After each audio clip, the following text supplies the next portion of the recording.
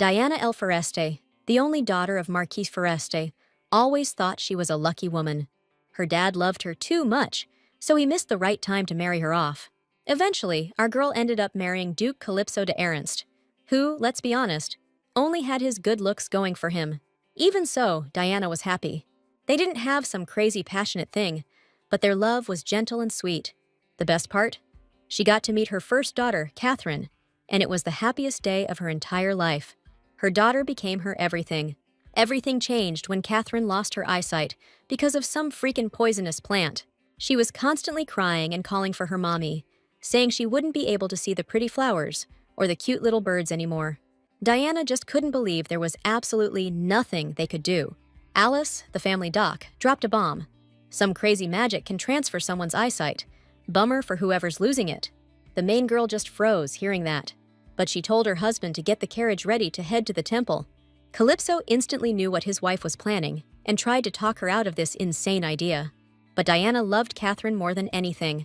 It was a tough adjustment at first, but she was sure she could handle it. Alice, her childhood friend and the family doctor, was always looking out for her, helping her get through this rough patch. Things were finally starting to look up. But then Diana overheard that conversation, her childhood friend and her husband, whispering sweet nothings from his study. She couldn't just ignore that. Calypso and her lover jumped, startled by the unexpected visitor. Diana, her voice trembling, begged them to tell her husband it was all a lie. She'd been clinging to the hope she'd misheard things, that she'd imagined the rest, stubbornly refusing to face reality. The Duke remained silent, and that's when the woman collapsed to the floor, the truth finally hitting her. Calypso and Alice just exchanged glances and smirked.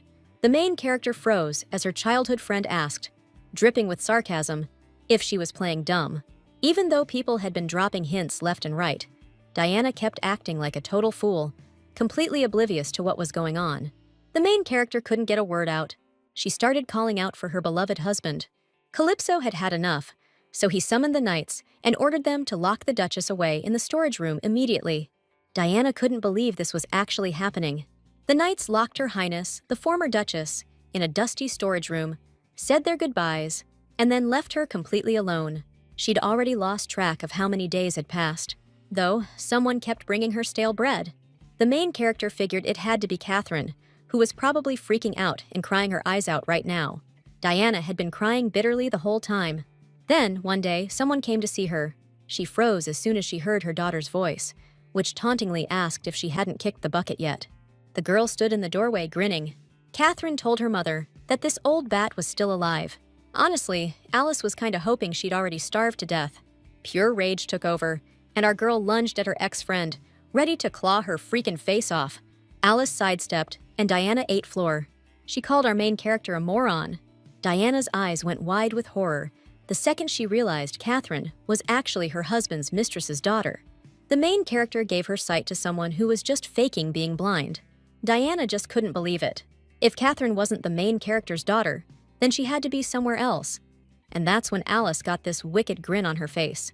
A knight walked into the pantry with a sack over his shoulder. The main character heard something heavy crash down right next to her. She froze up, and Alice told her about this one maid who had the nerve to disobey the new mistress's orders. This was the girl who was bringing Diana food. The main character's trembling hands reached for the sack. Alice explained that this girl had lived her whole life as a regular servant. But blood will tell, right? At that moment, Diana started feeling the cold face of her real daughter. Despair completely overwhelmed her, and she couldn't hold back the tears anymore, so the main character just screamed. Alice suggested that her former friend show mercy to her real daughter at the last minute. Then, the woman ordered the servants to fill the pantry with poison powder. The main character hugged her child and begged for forgiveness, saying she was sorry she couldn't protect her, that she was so sorry. This maid defended such a worthless mother until the very end. After inhaling the toxic powder, Diana collapsed dead on the floor. If there's an afterlife, the main character desperately hoped her daughter could return to it, so they could start all over. She knew she wouldn't mistake her own kid. The next thing she knew, the main character woke up in her room. Tears streamed down the woman's cheeks, and Diana couldn't understand what had just happened or why she could see the light. The main character gripped the blanket with trembling hands. A maid entered the room and threw open the blackout curtains.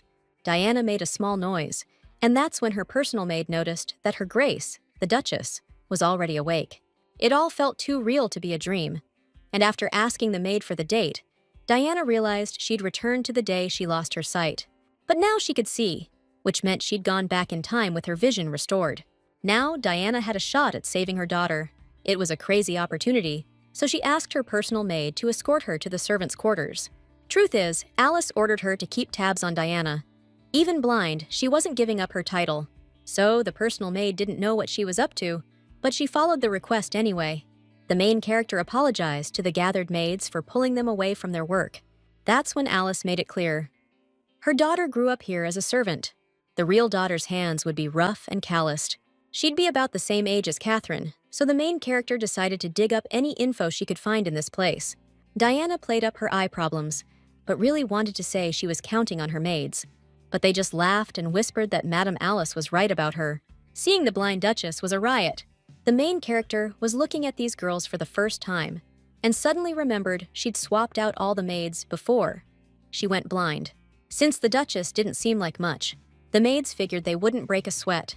Back then, Calypso told Diana he'd shipped all the servants off somewhere else, because they needed extra hands ASAP.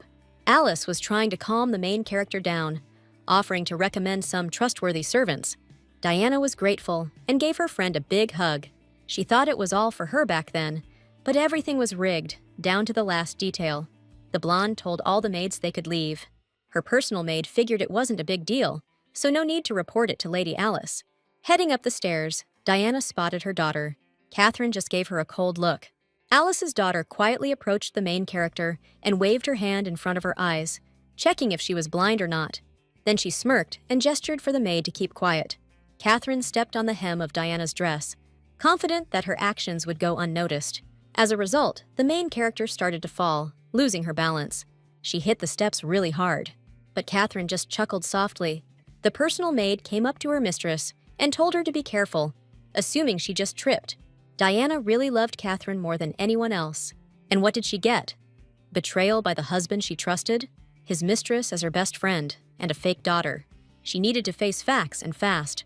There's no telling when those guys will try to off her again. But in this messed up situation, the main character wasn't sure if she could find and save her own daughter. Suddenly, there was a knock at the door. The main character jumped and told them to come in. Calypso and Alice barged in together, bold as brass. With a clearly annoyed look on his face, the guy asked the main character if she was okay after what happened. Alice chuckled quietly at his tone. Diana replied that she was fine, except for the whole being blind thing. A sly grin spread across the redhead's face. She leaned in for a kiss with her man, and Calypso told the main character that everything was cool. The Duke chimed in, saying she could always come to him if she needed anything. These two-faced creeps were making out right in front of Diana. The main character couldn't take it, so she told the Duke she was feeling a little tired today and wanted some alone time. The guy smirked and told her to get some rest. Diana was totally overwhelmed, and she bolted out onto the balcony for some fresh air. She'd never forgive those two. Opening the closet and grabbing a piece of paper, the main character sat down at the table and started writing a letter. All her tormentors could do was wait and see how she'd get her revenge. Diana L. Foreste was born into the family of a super-rich Marquise Foreste and dedicated her whole life to loving people. She was always visiting orphanages, constantly throwing charity events too. The big thing was, Diana always insisted she was just a regular person, not in it for the fame or fortune. That's exactly why everyone loved her. A lot of people thought she was a saint, like she'd come straight down from heaven. Word about our girl spread like wildfire, even reaching the magic tower.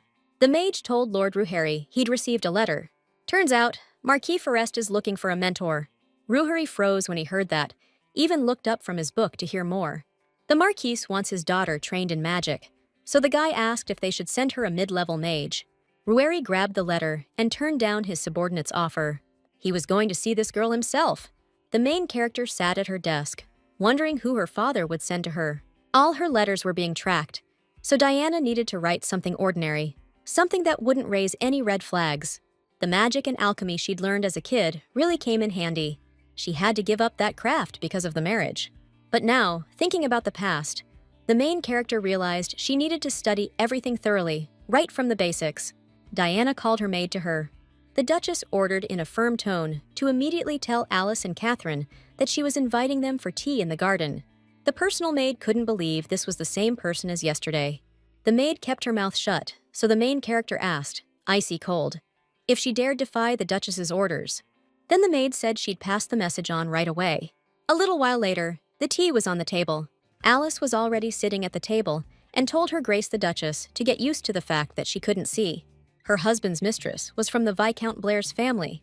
For Diana, she was her closest childhood friend.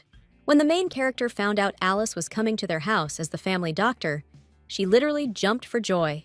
Now she realized she'd been acting like a complete fool. Suddenly, Diana heard Catherine's voice. The main character couldn't believe her husband's mistress had the nerve to make her daughter a servant and pass her own off as the Duchess's daughter. But Diana immediately acted like she was happy to see Catherine. She deliberately yanked the tablecloth as she got up. The teapot went flying, and the whole thing spilled right onto the Duke's mistress's legs. Catherine and the maids freaked out. Alice's daughter immediately started yelling at the main character, saying she'd just scalded the doctor, and Diana pretended to be super sorry. She said sadly that she just still wasn't used to being blind.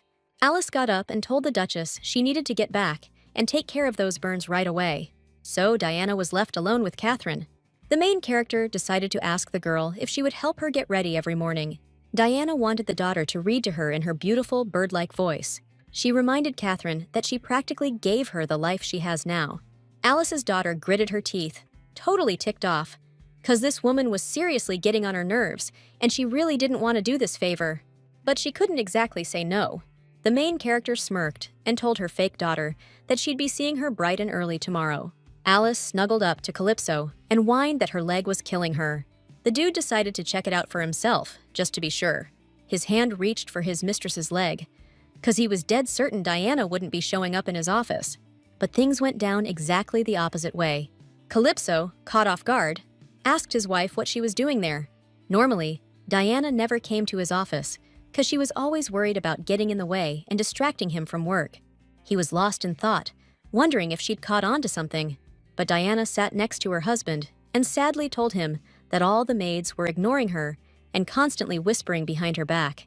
The Duchess couldn't take it anymore, so she decided to fire them all. Calypso gestured to his mistress to get out of the room, like right now, so he could sort everything out. Alice stood up and mentally called Diana a real piece of work. The heroine asked her husband to bring back the previous maids, but he said they were still needed elsewhere. Diana said that in that case, she'd send a letter to the Marquise. That woman looked exactly like her father. Still, Calypso just couldn't bring himself to love her. Marquis Parachut's power was practically imperial, which is why the hero chose his daughter. There was no other reason. Luckily, there were plenty of perks to having the dim-witted Diana around. Ever since the wedding, her family's been making unbelievably generous donations. This was a golden opportunity for Calypso to start a new business and avoid going completely broke. But the Marquise was constantly on his case. Calypso wanted to seize their power, not have some arrogant old geezer constantly meddling in his affairs. So, right now, he couldn't let the Marquise find out about any of this. He asked Diana if inviting Shane and Milan would be enough. The main girl immediately threw her arms around her husband and thanked him for finally agreeing to her request. From this moment on, that's where everything kicks off. It was the dead of night, but Diana was still wide awake. Setting her book aside, the young woman decided to call it quits for the night. It was already pretty late, but no one had bothered to call her down for dinner, so now the main character was sitting in her room, starving. Probably because nobody gave a damn. But it didn't matter, because the Duchess was planning on firing everyone anyway, first thing tomorrow morning. Before her rebirth, Diana was often left hungry. The main character decided to step out onto the terrace to get some fresh air and take in the night view. Suddenly, a strong wind picked up. Out of thin air, a man's hand appeared. Ruhuri materialized right next to the main character and announced that he never expected his first disciple to be such a beautiful person. The guy was stoked to meet her. The main character, totally confused, asked who he was. Turns out, this dude's the next candidate for Magic Tower Master, sent by the Marquise for his daughter. So, Rory's gonna be Diana's teacher. Dad went way overboard, but what can you do? The young guy held out the blindfold that had slipped off her face and asked why she was wearing it. Diana explained that she went blind because of an accident. Rory said that was pretty sus, and that's when she started thinking she couldn't just pull one over on this wizard. But then, he just added that he was just messing with her. Diana's cheeks instantly flushed, but she was relieved this weird teacher didn't see through her. Rory helped the heroine tie her bandage. He told her his name and said she could call him whatever she liked. The lessons would be once a week at noon, and he added that he'd come to the palace himself when he had time. No need to meet him or anything. He told Diana to make sure she was comfortable with everything. The heroine was amused by his casual attitude, but promised her teacher she'd be looking forward to it. Rueri gave the Duchess a warm smile at her words. Suddenly, the heroine got a splitting headache, and the young man immediately looked flustered. Images of a man crying flashed through Diana's mind. He kept trying to do something, but he kept failing and starting all over again. A voice echoed in her head, but Diana didn't recognize it. The main character spilled the whole truth to her two maids who'd returned. Milan couldn't hold back the tears. Hard as it was to believe, Milan asked her ladyship what she planned to do now. Diana was dead set on getting revenge on those animals. Milan dropped to her knees before her mistress and declared she'd dedicate her life to serving her. Sheen knelt beside her and promised to carry out any order. The main character smiled warmly and thanked the girls for their loyalty. Now, the young Duchess was going to ask her loyal maids to take care of something. The next day, Diana welcomed all the new maids who had recently arrived, congratulating them on starting their work in the Duke's mansion. Each of the maids received a purse. The Duchess asked them to open it and take a look at their monthly salary. Seeing the jewels inside the purse, the maids couldn't believe that was really just 1 month's pay. The main character promised to value each and every one of them. However, she had a condition. Diana dumped all the jewels on the floor and crushed them with her heel, just to make a point. She was going to treat every maid with respect, but only as long as they knew their place. The Duchess asked the girls not to betray her and to remember that they only have one true mistress, Diana L. Ernst. The maids answered in unison that they understood everything. The main character strolled around the mansion grounds. She froze the second someone called out to her. The former maids collapsed to their knees right in front of her, terrified, and begged their mistress to tell them why she was abandoning them so suddenly. The girls started pleading with her to take them back, but a maid with blue hair immediately stepped in front of the main character, drawing her sword and ordering them to back off. Last night, Diana had asked Shane to find a female knight. The maid asked if she couldn't just ask the master for something like that, but the main character explained that it had to be an unregistered knight, disguised as a maid. She'd be entrusted with a very important job. Diana told Valinda to stop, because these former maids clearly didn't understand what they'd done wrong. Those shameless hussies betrayed the Duchess and sided with Alice for a measly sum, and now they're begging for forgiveness. Diana wasn't letting any of those losers back in here, ever. Alice peeked around the corner and just said those idiots messed up on their own, and now they looked pathetic.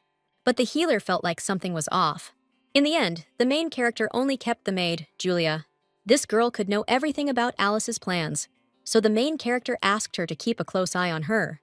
Diana asked Milan how things were going with her request. The girl replied that they still didn't know anything about her daughter. The 15-year-old girl with rough wooden hands and a skinny frame wasn't in the Duke's house, so the search expanded to the grounds. Diana nodded and told her to keep going. The main character couldn't figure out where Alice was hiding her. The Duchess told Sheen to bring Catherine to her room right away, and the maid nodded. The girl was furious when she heard about her fake mother's request. Sheen said that Her Highness wanted to read. Catherine started to protest, but the maid begged her pardon and immediately left the room. If Diana couldn't see anything, she should have lived in total silence. Once Mom becomes the Duchess, that woman will be nothing. In a fit of rage, Catherine smashed the tea set, then went to the bookcase and kicked it angrily. A small, fair-haired girl appeared from a hidden door, asking her mistress fearfully if she had called her. Catherine grabbed Isel by the hair and dragged her to the table. Then, with all her strength, she threw her down next to the broken tea set. Alice's daughter ordered this whole place cleaned up, like, immediately. She wants it spotless when she gets back. Otherwise, Azel's gonna be in for a world of hurt. Catherine strolled into her fake mom's room and announced she was there. The main character pointed out she was late. The kid immediately apologized, saying she just spaced, figuring she'd be forgiven, like always. Catherine smiled and asked her mom if she'd forgive her. Diana coldly asked the girl if she still didn't know that being on time was a core responsibility for a real lady. Catherine stammered, saying she knew. In a stern voice, the main character told her not to be late again. Then, Diana pointed to a huge stack of books that Catherine had to read to her that day. Catherine started to protest, but the Duchess reminded her that she couldn't read anymore and needed someone's help. Since she liked her daughter's voice, she asked Catherine to do it. The girl agreed, but after a while, she put the book down. Crossing her arms, she announced that her throat was starting to get really sore from reading nonstop. The main character always knew Catherine was impatient, but never said anything because she loved her. Now everything was happening way faster than Diana imagined. She reminded Catherine that she was 15 now and suggested she'd raised her own daughter to be too delicate. Diana decided to cancel tomorrow's meeting with Sawyer's son. Catherine immediately jumped up and asked what that meant, but the Duchess calmly replied that she couldn't introduce a lady to the Duke's son who couldn't even keep a promise to her own family. Catherine had been waiting for this day forever. She was always watching him at every gathering. The only thing that girl lived for was the thought of spending time alone with the Duke's son. Mom and Dad had no connections to the Aberg dukedom, and only Diana could help her. The Duchess told Catherine that if she behaved, she'd set up another meeting with the Duke's son. The lady was instantly thrilled to hear that. She promised her mother she wouldn't be late anymore and would read to her every day. This kid was so blinded by ambition. They were super easy to manipulate. Catherine picked up her book and decided to read on. Starting today, the main character was supposed to begin magic lessons with a new teacher. Belinda told the Duchess she'd be guarding the garden entrance. Diana was hoping this spot would be good enough. Glancing at her watch, the main character realized the lesson was about to start. She figured the teacher would pop up out of nowhere, like last time. But this time, she wouldn't freak. Right on schedule, Rory appeared before her grace. He greeted her immediately. The main character returned the greeting, and the red-haired guy said he'd been looking forward to this day. It was an honor for him to tutor the Duchess. Diana breathed a sigh of relief and smiled at the man. Rory suggested her ladyship pick any skill she wanted to learn, whether it was offensive magic, defense, or, other stuff. The heroine was racking her brain, trying to remember the last time she even used magic. She sheepishly admitted she wanted to learn the basics, and that's when Rory told her to square her shoulders and start learning little by little. To kick things off, the guy suggested learning to release energy. Rory showed off his dancing flame on his hand. Each energy had different properties, covering fire, water, ice, wind, lightning, and earth. You could use magic that matched those properties. Rory himself was fire-aligned, but Diana controlled ice. The guy told her to give it a shot, and the main character, full of determination, held out her hand and tried to unleash her power. But it went badly, and she immediately turned red, because she didn't expect it to go that poorly. Rory took Diana's hand. He told her to relax her arm and focus, to draw out the magic. The main character took a deep breath. The young woman zeroed in, trying to gather all her strength in her fingertips to give the technique another shot. Just then, Calypso was walking by. This time, the main character nailed it.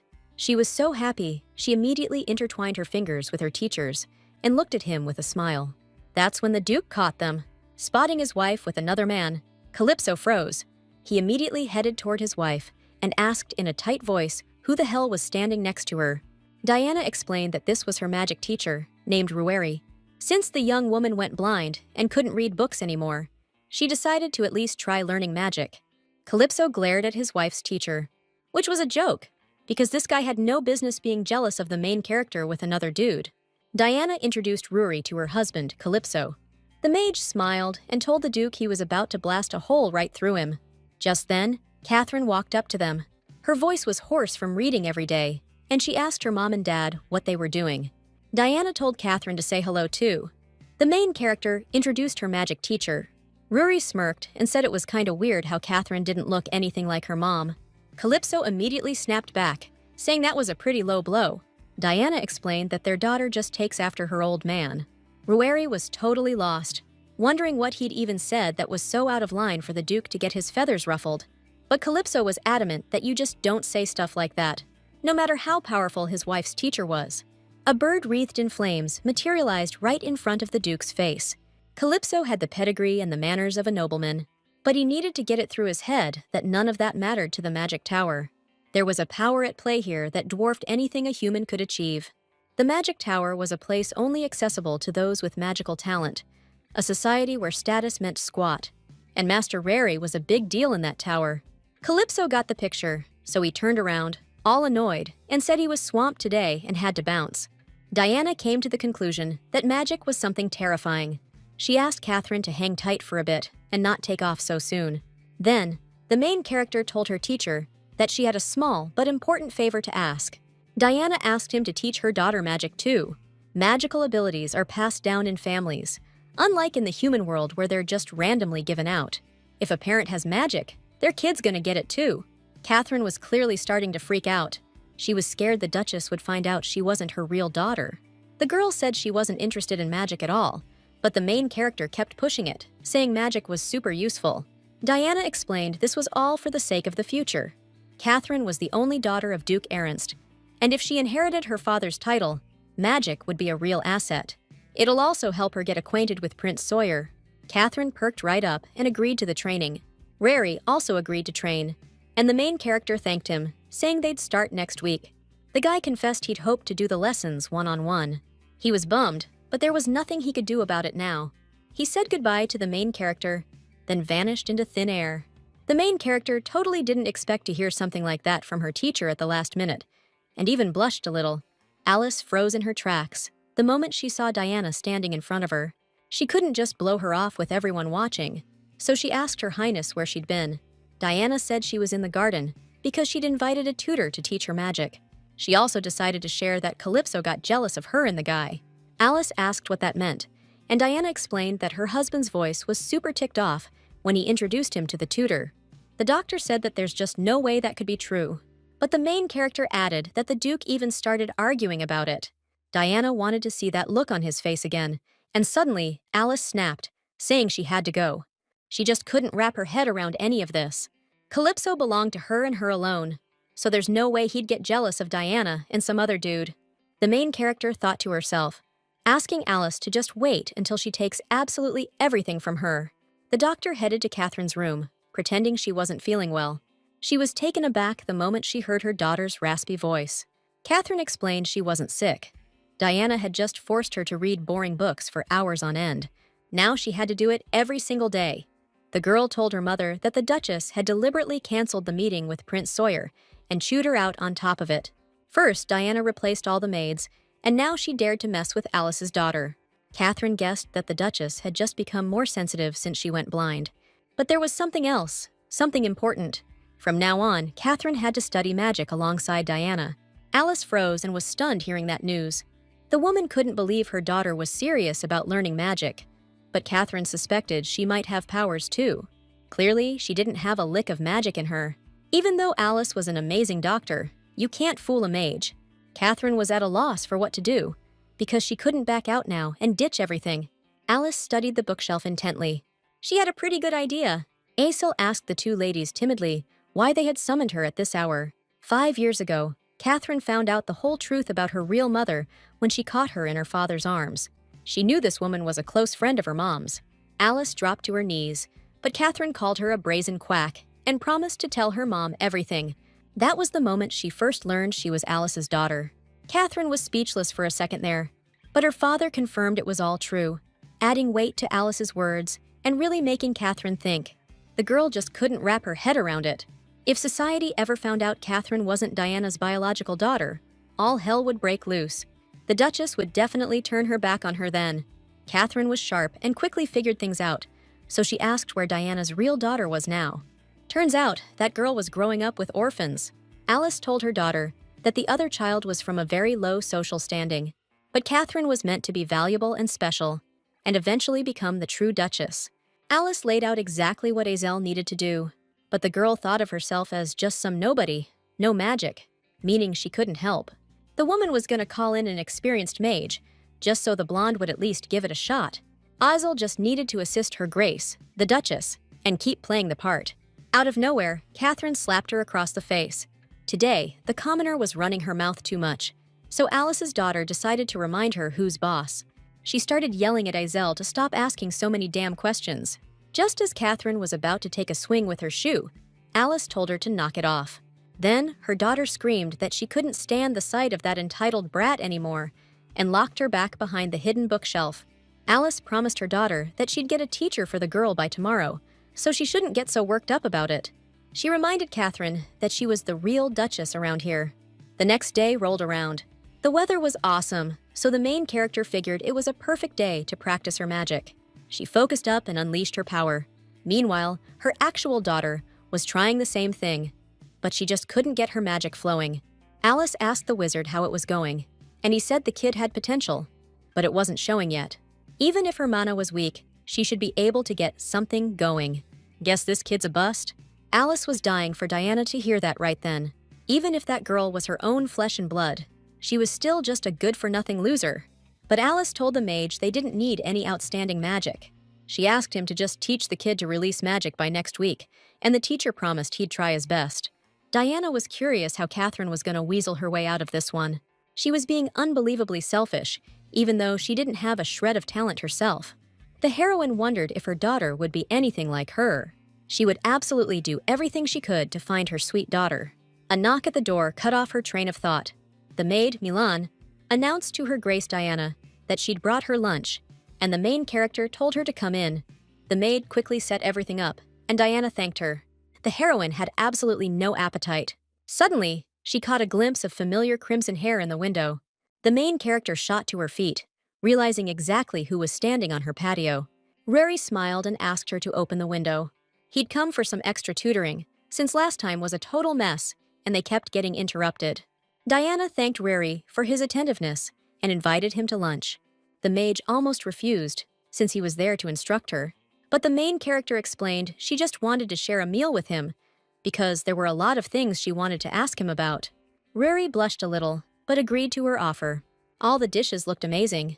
The man picked up his silverware and decided to try the steak first. Diana thought mages were more relaxed during meals, but Rory's table manners were absolutely perfect. Right now, she felt like she was at a royal banquet. She asked him curiously if he was even eating, since he wasn't making a sound, and Rory explained he'd had strict training. He told her he grew up in an orphanage and only later managed to find his parents. The main character realized she shouldn't have asked about it. Rueri said that life at the orphanage wasn't all that bad, thanks to one person. Diana looked at her teacher with sympathy. For someone who talks like that, he seemed way too sad. The main character wondered if that time was so rough on him that it still affects him this much. A few days went by. Catherine, with a smug grin on her face, announced to her mother that she was back.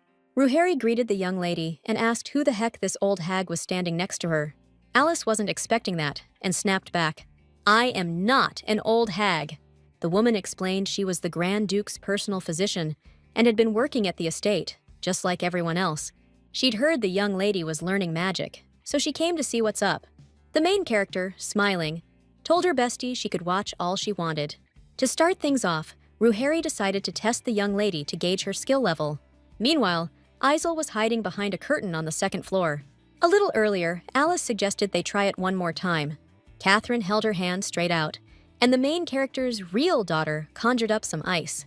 The mom and kid were stoked, totally confident that things were finally gonna work out.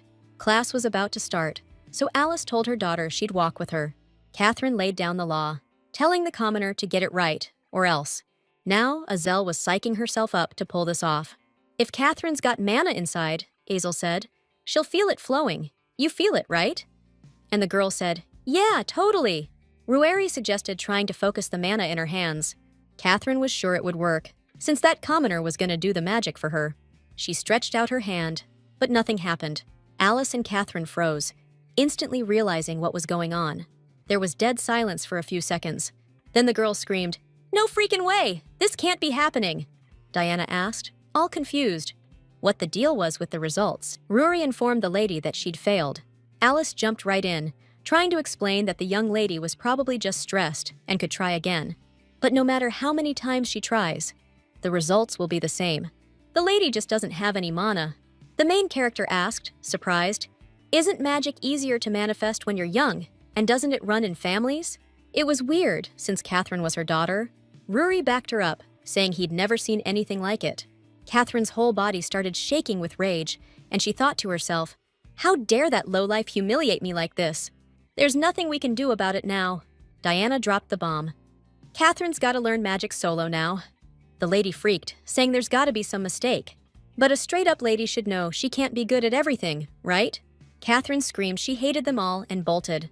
She shouldn't get too worked up, 'cause it's only gonna get worse from here. And the main character's gonna make damn sure of it. Catherine was pissed, 'cause Azel screwed everything up. To even get close to Sir Sawyer, she needed to be on Diana's good side. Alice's daughter decided she was gonna off that commoner. She threw open the door to the room, but the lady was nowhere to be found. Alice figured Lady Catherine was super bummed and told Her Highness about it.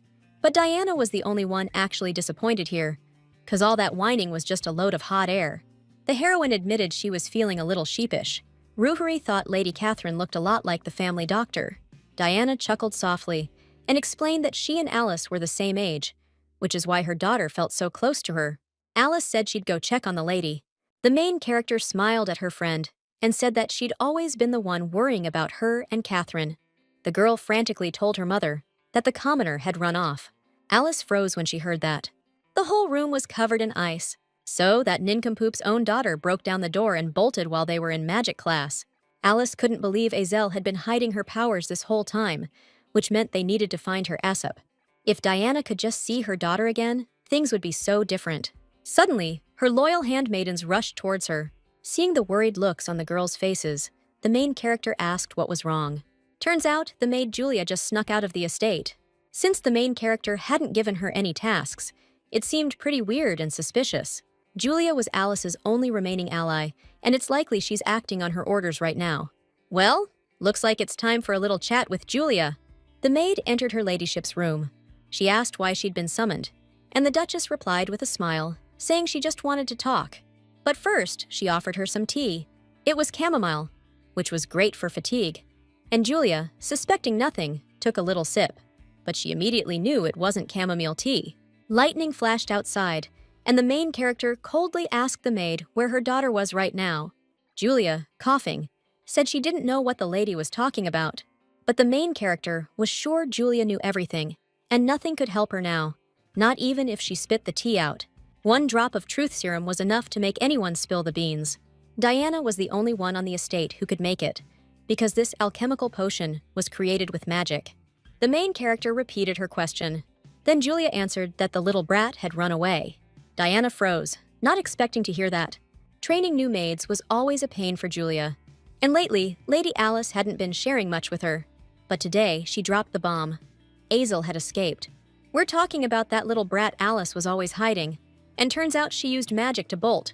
Alice ordered her to bring that girl back, no matter what it takes. Taking the money, Julia decided to start the search right now. Diana's real daughter was working as a maid in Catherine's room, but that girl was making her life a living hell every single day. Guess she just couldn't take it anymore. Diana decided to ask what she looked like. Azel had blonde hair and emerald green eyes, just like the main character herself. Diana started screaming at Julia, saying she knew everything and still chose the wrong side. But the maid just burst out laughing. It's not every day Julia got to witness a tragedy like this. She kept laughing like a maniac, while Diana couldn't hold back the tears. Azel ran as fast as her legs could carry her, until she collapsed, totally spent. The girl realized she couldn't move a muscle, and then she felt someone else behind her. Julia was having the time of her life, which is exactly why she loved Lady Alice so damn much. The main character couldn't take it anymore, so she yelled for Valinda and ordered her to take care of that insolent brat, now. The girl was totally thrown by the order, but now Diana was begging Valinda to get that monster away from her, and the girl obeyed. The maid scrubbed and scrubbed, trying to get all the blood off the floor. This was the first time the main character had ever killed anyone. Diana couldn't afford to be weak in this estate full of two-faced snakes, so she held back her tears. There was still a whole lot of garbage that needed to be taken out. She told Milan to have Catherine meet her in the drawing room. It was important to make sure the lady waited for her. Right then, Azel was using the last of her magic to defend herself from the cloaked stranger, but he kept dodging and blocking with his shield. The shadowy figure wasn't making any other moves. Azel had no idea who this was, and figured this person was sent after her from the estate. Her head started spinning like crazy, and the girl realized she was totally spent and couldn't fight anymore. So, the little one ended up passing out. The caretaker tucked all the kids in for nap time. Suddenly, there was a knock at the orphanage door. Opening it, the woman asked the figure in the black cloak what brought him out in this weather. He explained that he needed to bring this girl here. The caretaker noticed that she was in terrible shape. First, she offered the guest to come inside and follow her, which the stranger, of course, did. All this time, Diana's daughter was a maid in Catherine's chambers. Near the bookshelf, the protagonist noticed traces of mana. She quickly figured out there was a hidden room behind the bookshelf, so she pushed it aside. Inside, the heroine noticed a small, dusty room. So, Alice deliberately built this room and locked the main character's kid up right behind her back. Then Diana found some moldy bread. This was the very bread her daughter might have brought her back then. Her legs gave out, and the young woman collapsed to the floor, overwhelmed with despair. Even when her daughter was hurting, she still brought her bread. Catherine was getting tired of waiting for the Duchess to arrive. As soon as the main character entered the reception room, she immediately apologized to Catherine for making her wait. Diana said she was starting to think about assigning her a new magic tutor. The Duchess figured Rary just made a mistake. Catherine was all flustered, saying she was way too busy with finishing school for her debut to have any time for magic lessons. But the main character figured this was the perfect age to learn magic, so she wouldn't regret it later. Truth was, Diana just wanted that little brat to suffer twice as much as her own daughter had. Catherine asked if she could leave, and the heroine let her go. The girl told her mom to take care of herself and left the reception room. Among her real daughter's things, the main character managed to find her personal diary and sneak it out. After reading a few pages, she was horrified. Diana couldn't believe that this little girl had been living all this time, knowing that the lady of the manor was her mother. She knew that the Duchess had been showering affection on someone else's kid. Now, the heroine was starting to think that her daughter was just disappointed in her, and that's why she decided to run away. Diana started begging for forgiveness. She asked her daughter to just wait a little longer until she found her. Alice thought the whole situation was pretty damn weird. No matter how much she searched the rooms or asked the other maids, she couldn't find Julia anywhere. This maid had vanished without a trace. Now, it wasn't surprising that there hadn't been any news from Julia for days. Something must have happened. Suddenly, Alice heard Diana calling out to her. The main character asked if something was wrong, because Shane had told her the family doctor looked like he'd seen a ghost. Alice replied that she was fine and asked the Duchess where she was headed. Conjuring up some ice, Diana said she had magic lessons scheduled for today. Out of nowhere, the main character's magic blasted Alice. She hit the floor hard, and Diana, freaking out, asked if something was wrong. Shane explained to the Duchess that her magic spark ricocheted and accidentally messed up Lady Alice's dress. Diana never thought something like that could even happen. Figures, she's still a newbie with magic, so she asked Alice if she was all right. The Duke's mistress was shaking like a leaf, but she said she was fine. Then the woman got to her feet and said she was going upstairs, wishing her Grace a pleasant lesson. Alice was fuming about what just happened. The main character kept an eye on where her husband's mistress went. Then she told her loyal maid, Shane, to have a servant take tea to Calypso's study, ASAP. At that moment, the Duke was reviewing some documents. Alice burst into the office, yelling that she couldn't take it anymore.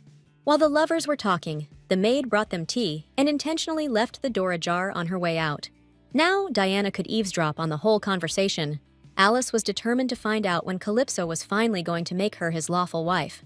The man asked her to wait a little longer, because Diana was still alive. But Alice wasn't about to wait for that old bat to kick the bucket. Calypso coldly replied that they'd have to wait until the Marquis handed over something very important. Diana wondered what on earth that could be. Right now, the Duke needed money, and he'd specifically married Diana to fix his dire financial situation. The Marquis promised them the diamond mine as soon as Catherine made her debut. Calypso asked Alice to just hold on until then. Our main girl remembered perfectly well that Catherine's debut was on the exact day she died. Her father's diamond mine was the only reason those two didn't just off her before now. The old man had no idea his daughter and real granddaughter were kicking the bucket. He was celebrating the fake granddaughter's debut, handing her the diamond mine. It was so messed up, even our girl had trouble wrapping her head around it. Diana suspected things were bad, but she didn't realize how awful it really was, even for that messed up mansion. It was time for her lesson, but Diana still wasn't there. But turns out, she was just running a little late. Rory was stoked to see the Duchess, and she immediately apologized, sounding a little off for making him wait. The guy thought it was weird and asked if she was all right. The main character nodded, deciding to just take a quick breather. But Rory immediately grabbed her hand. He didn't get why Diana was lying to him right now, and asked her to look at him. But she reminded him that she couldn't see anything. Rueri, without a shred of doubt, told her that she could see. The main character froze when she heard that. She immediately dragged him into her room and pinned him against the wall, demanding to know how he found out. Rory smirked and called the Duchess powerful. The main character ripped off her bandage and demanded the mage tell her right then and there how he knew her secret. She couldn't figure out why he was playing dumb if he knew everything. Out of nowhere, Ruhari told her he was into her. The young woman gave him a skeptical look and told him to say that again. Ruhari added that he also liked how brave she was. So, he let himself get fooled just because Diana was his type. But she told him not to mess with her. The mage reminded her that he was hired by the Marcus. That alone was more than enough reason to help the Forest Holy Family. Not just anyone could earn that title. And that's why Ruhari believed in the main character. Maybe he could help Diana out, if she asked him. So, the heroine grabbed his sleeve and begged him for help. A little while later, Diana was sitting across from her husband, who just summoned her. Calypso told his wife she'd received an invitation. The Duke of Aber's family was one of the most prestigious in the capital, the center of high society. She was throwing a special tea party, and that's when Diana was supposed to get the invite. Calypso needed to set up Catherine's engagement, so he had to accept the Duke's invitation. The guy told his wife he was really worried. It was just like before, when he faked caring about Diana, which ended up with Alice going to the tea party instead. He was trying to force the heroine to network with the upper-class ladies. Calypso was afraid his wife's sensitive heart would get hurt by all the noble ladies' gossip, and that would really sting. Diana said that Catherine would be bummed if she didn't show, especially since she had a thing for Lord Sawyer. The Duke suggested sending Alice instead. The main character agreed, and just like that, it was time to head to the tea party. Alice dolled herself up, putting on a beautiful, soft green dress. That bonehead Diana even had a fancy dressmaker whip up the dress just for this tea party, trying to look generous. Catherine was stoked that she'd finally get to see him. Alice smiled, figuring Her Highness was probably over the moon. The main character came out, mentioning it had been a minute since the last tea party at the Aberg's place. Diana came out specifically to see her daughter and friend off. The Duke said he was bummed she couldn't make it. Still, Diana knew damn well she couldn't show up to tea looking like that. Calypso said there was no way in hell short of a miracle. Suddenly, our heroes heard someone booking it down the hall. Next thing they knew, the High Priest was sprinting towards Her Highness, grinning like a loon. He announced he'd found her lost eyesight, just floating around in the air. The main character was totally confused, asking what the heck he meant. Alice jumped in front of the Duchess, declaring Her Highness gave up her sight for a sacred gift. But the priest just said he wanted to give her sight back. No strings attached. The guy flashed his priest badge, and Valinda told her mistress he wasn't lying this time. Alice started freaking out, big time. That was messed up, because the main character was positive she'd passed her eyesight onto her daughter, so this shouldn't even be possible. The priest just grinned and said it was a straight-up miracle. He was meditating when he felt this energy in the air and pulled it all together in one spot. If Her Grace puts her hand on the crystal, her sight will come right back, and everything will be like it was before. Catherine shouted that there was no way that could be true. Alice immediately backed her up, because they couldn't be sure what would actually happen. But Diana asked her daughter to remember what it was like living in a world covered in darkness. The main character was ready to grab onto any chance, even if it sounded crazy and didn't work out. The power locked inside the crystal was definitely holy energy. Diana asked Valinda to help her out. The maid helped the heroine touch the crystal right away. It started glowing super bright, making everyone squint. A massive surge of bright blue light, made of pure holy energy, rushed over the main character. As soon as it faded, Calypso called out to his wife. Now the main character could see everything again. The Duke, Alice, and Catherine were stunned by the news. The other maids were overjoyed and started congratulating their mistress, convinced that the heavens were moved by her kindness. After them, Calypso and Alice congratulated the heroine. Diana immediately gave Catherine a tight hug, pretending to be incredibly happy to see her face again. Tears of joy streamed from the heroine's eyes. Everyone else thought it was a real tearjerker. While nobody was looking, the priest hauled ass out of there. Rounding the corner, Ruhari shifted back and said Diana's fake miracle idea was pure genius. The heroine used to have reasons to play blind, but she didn't need to anymore. Diana figured out their goal and now just has to find the daughter. Being blind really cramped her style when it came to searching, so the main character decided to stage a miracle. The Duchess announced she was going to open her eyes and asked Ruhari to help her pull it off. The guy just threw up his hands and said he was too much of a softie to say no when she looked at him like that. The Duchess just had to ask, and Ruhari would do whatever he could. Now Diana could lay out her plan. Suddenly, Catherine shoved the main character away from her. Her voice trembling, she asked what would happen if her eyesight ended up ruined and things went sideways. Diana totally understood her worries, but there was no need to freak out. The heroine told Catherine that she'd never been sick. so there was no way she could catch her bad eyesight. The Duchess looked up at the sky and said it really was a miracle. Noticing Catherine's strange look, the heroine asked if she was feeling all right. The girl casually said she probably just caught a cold, which is why she looked a little under the weather. Diana immediately told Alice to stay and look after Catherine, because they couldn't take her out in that condition. They both needed to take it easy today. Sending Alice in place of the Duchess was just out of the question. So, the main character decided to go to the tea party herself, especially since she could see again. As soon as Diana left to change, the Duke scoffed in annoyance. Even after he set everything up, Alice still couldn't handle it, and just made things worse. Diana changed and was ready to go. Catherine immediately ran up to her, begging to be taken along, insisting she was feeling much better than before. As long as she could be with young Master Sawyer, Catherine didn't give a damn about her mother. She was going to be a real daughter to Diana, but only if she took her with her. The main character replied that she'd be happy to spend the day with her. Now Diana could take care of Catherine, just like her mother, so they'd both start feeling the pinch ASAP. The carriage drove off, and Alice collapsed to her knees. It was a beautiful day, and Diana even wondered how long it had been since she'd gone anywhere without a blindfold. The trip from the duchy to the capital usually took 3 days, but with the magic portal, it was only about an hour. The main character glanced at Catherine when she said how happy she was that everything worked out so well. The girl confessed that she'd been feeling guilty this whole time, so Diana asked Catherine to keep reading her books, to help ease the weight on her heart.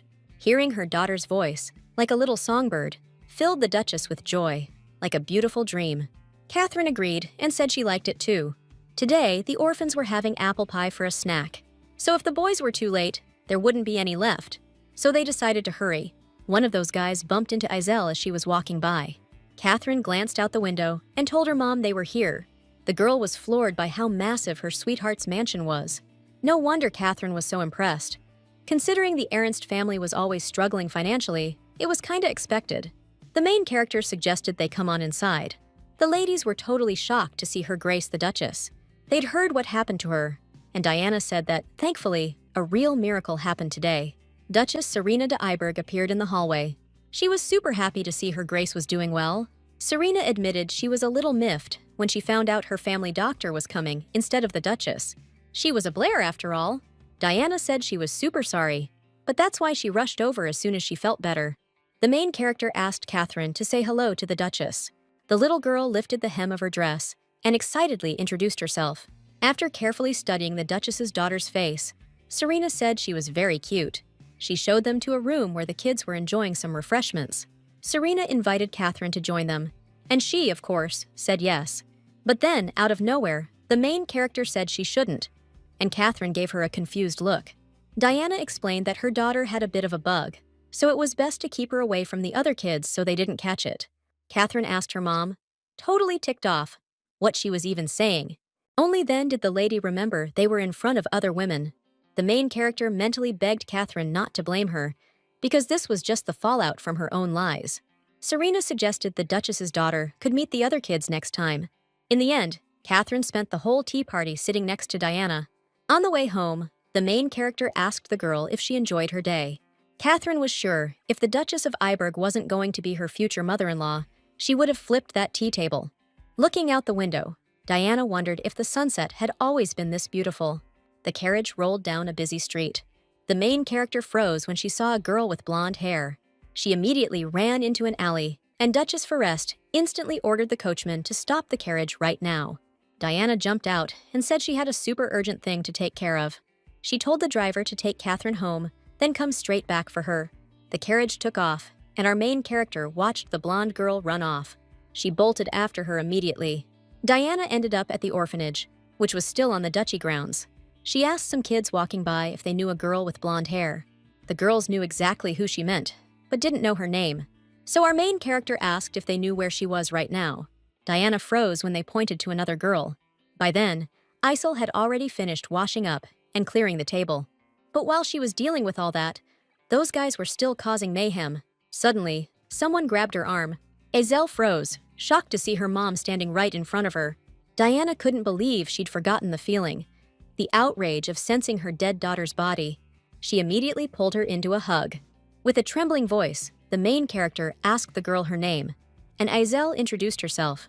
The Duchess kept hugging her child tightly, endlessly begging for forgiveness. She apologized to Izel for not recognizing her all this time. The two decided to sit on a bench and talk. The main character gently touched her real daughter's hand. Diana wanted to ask the girl exactly how she found out the truth, that she was her real mother. Izel wasn't sure if the Duchess would even believe her story. It was so intense, she couldn't tell if it was a dream or reality. The main character froze as soon as Izel calmly said she could see the future. Diana couldn't believe Izel had gone through the same thing she had. The girl totally understood that it was a tough pill to swallow. But the main character took her hand and promised she'd believe whatever she said right then and there. So, Diana asked her to tell her everything that was going to happen.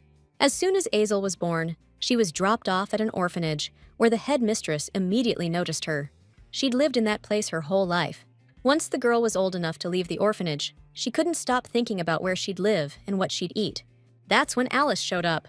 The woman said she'd be working as a maid in the Duke's mansion, serving his daughter, so she should be grateful. At that moment, Izel was happy, but the good feelings didn't last long. Catherine was always yelling at the girl and insulting her, demanding she do all sorts of chores. Every time, she'd call the commoner a worthless piece of trash. Catherine would often grab Izel by the hair, ignoring her cries and begging her to stop. The girl lived in a small hidden room. One time, Izel was starving, so she grabbed a moldy piece of bread. But then she saw a bug in it. The girl just tossed him aside like garbage. She was so done with being treated like dirt, like she was some kind of animal. Izel just didn't get what she'd done wrong. One day, she was sweeping the ladies' room. Suddenly, the family doctor knocked, announcing her visit to Her Highness. Alice immediately ordered Izel to get out. The girl slipped right out into the hallway. Something about the conversation between the young lady and the doctor piqued her interest, so Izel decided to eavesdrop. The woman told the lady that they'd been discovered. Turns out the Duchess found out about Alice's thing with the Duke. Izel froze, not believing this woman was having an affair with the Duke. She felt so bad for the Duchess, especially after she recently went blind. But the girl couldn't figure out why this woman was telling Catherine, the Duchess's daughter, all this. Now, Alice was seriously thinking about locking Diana away somewhere.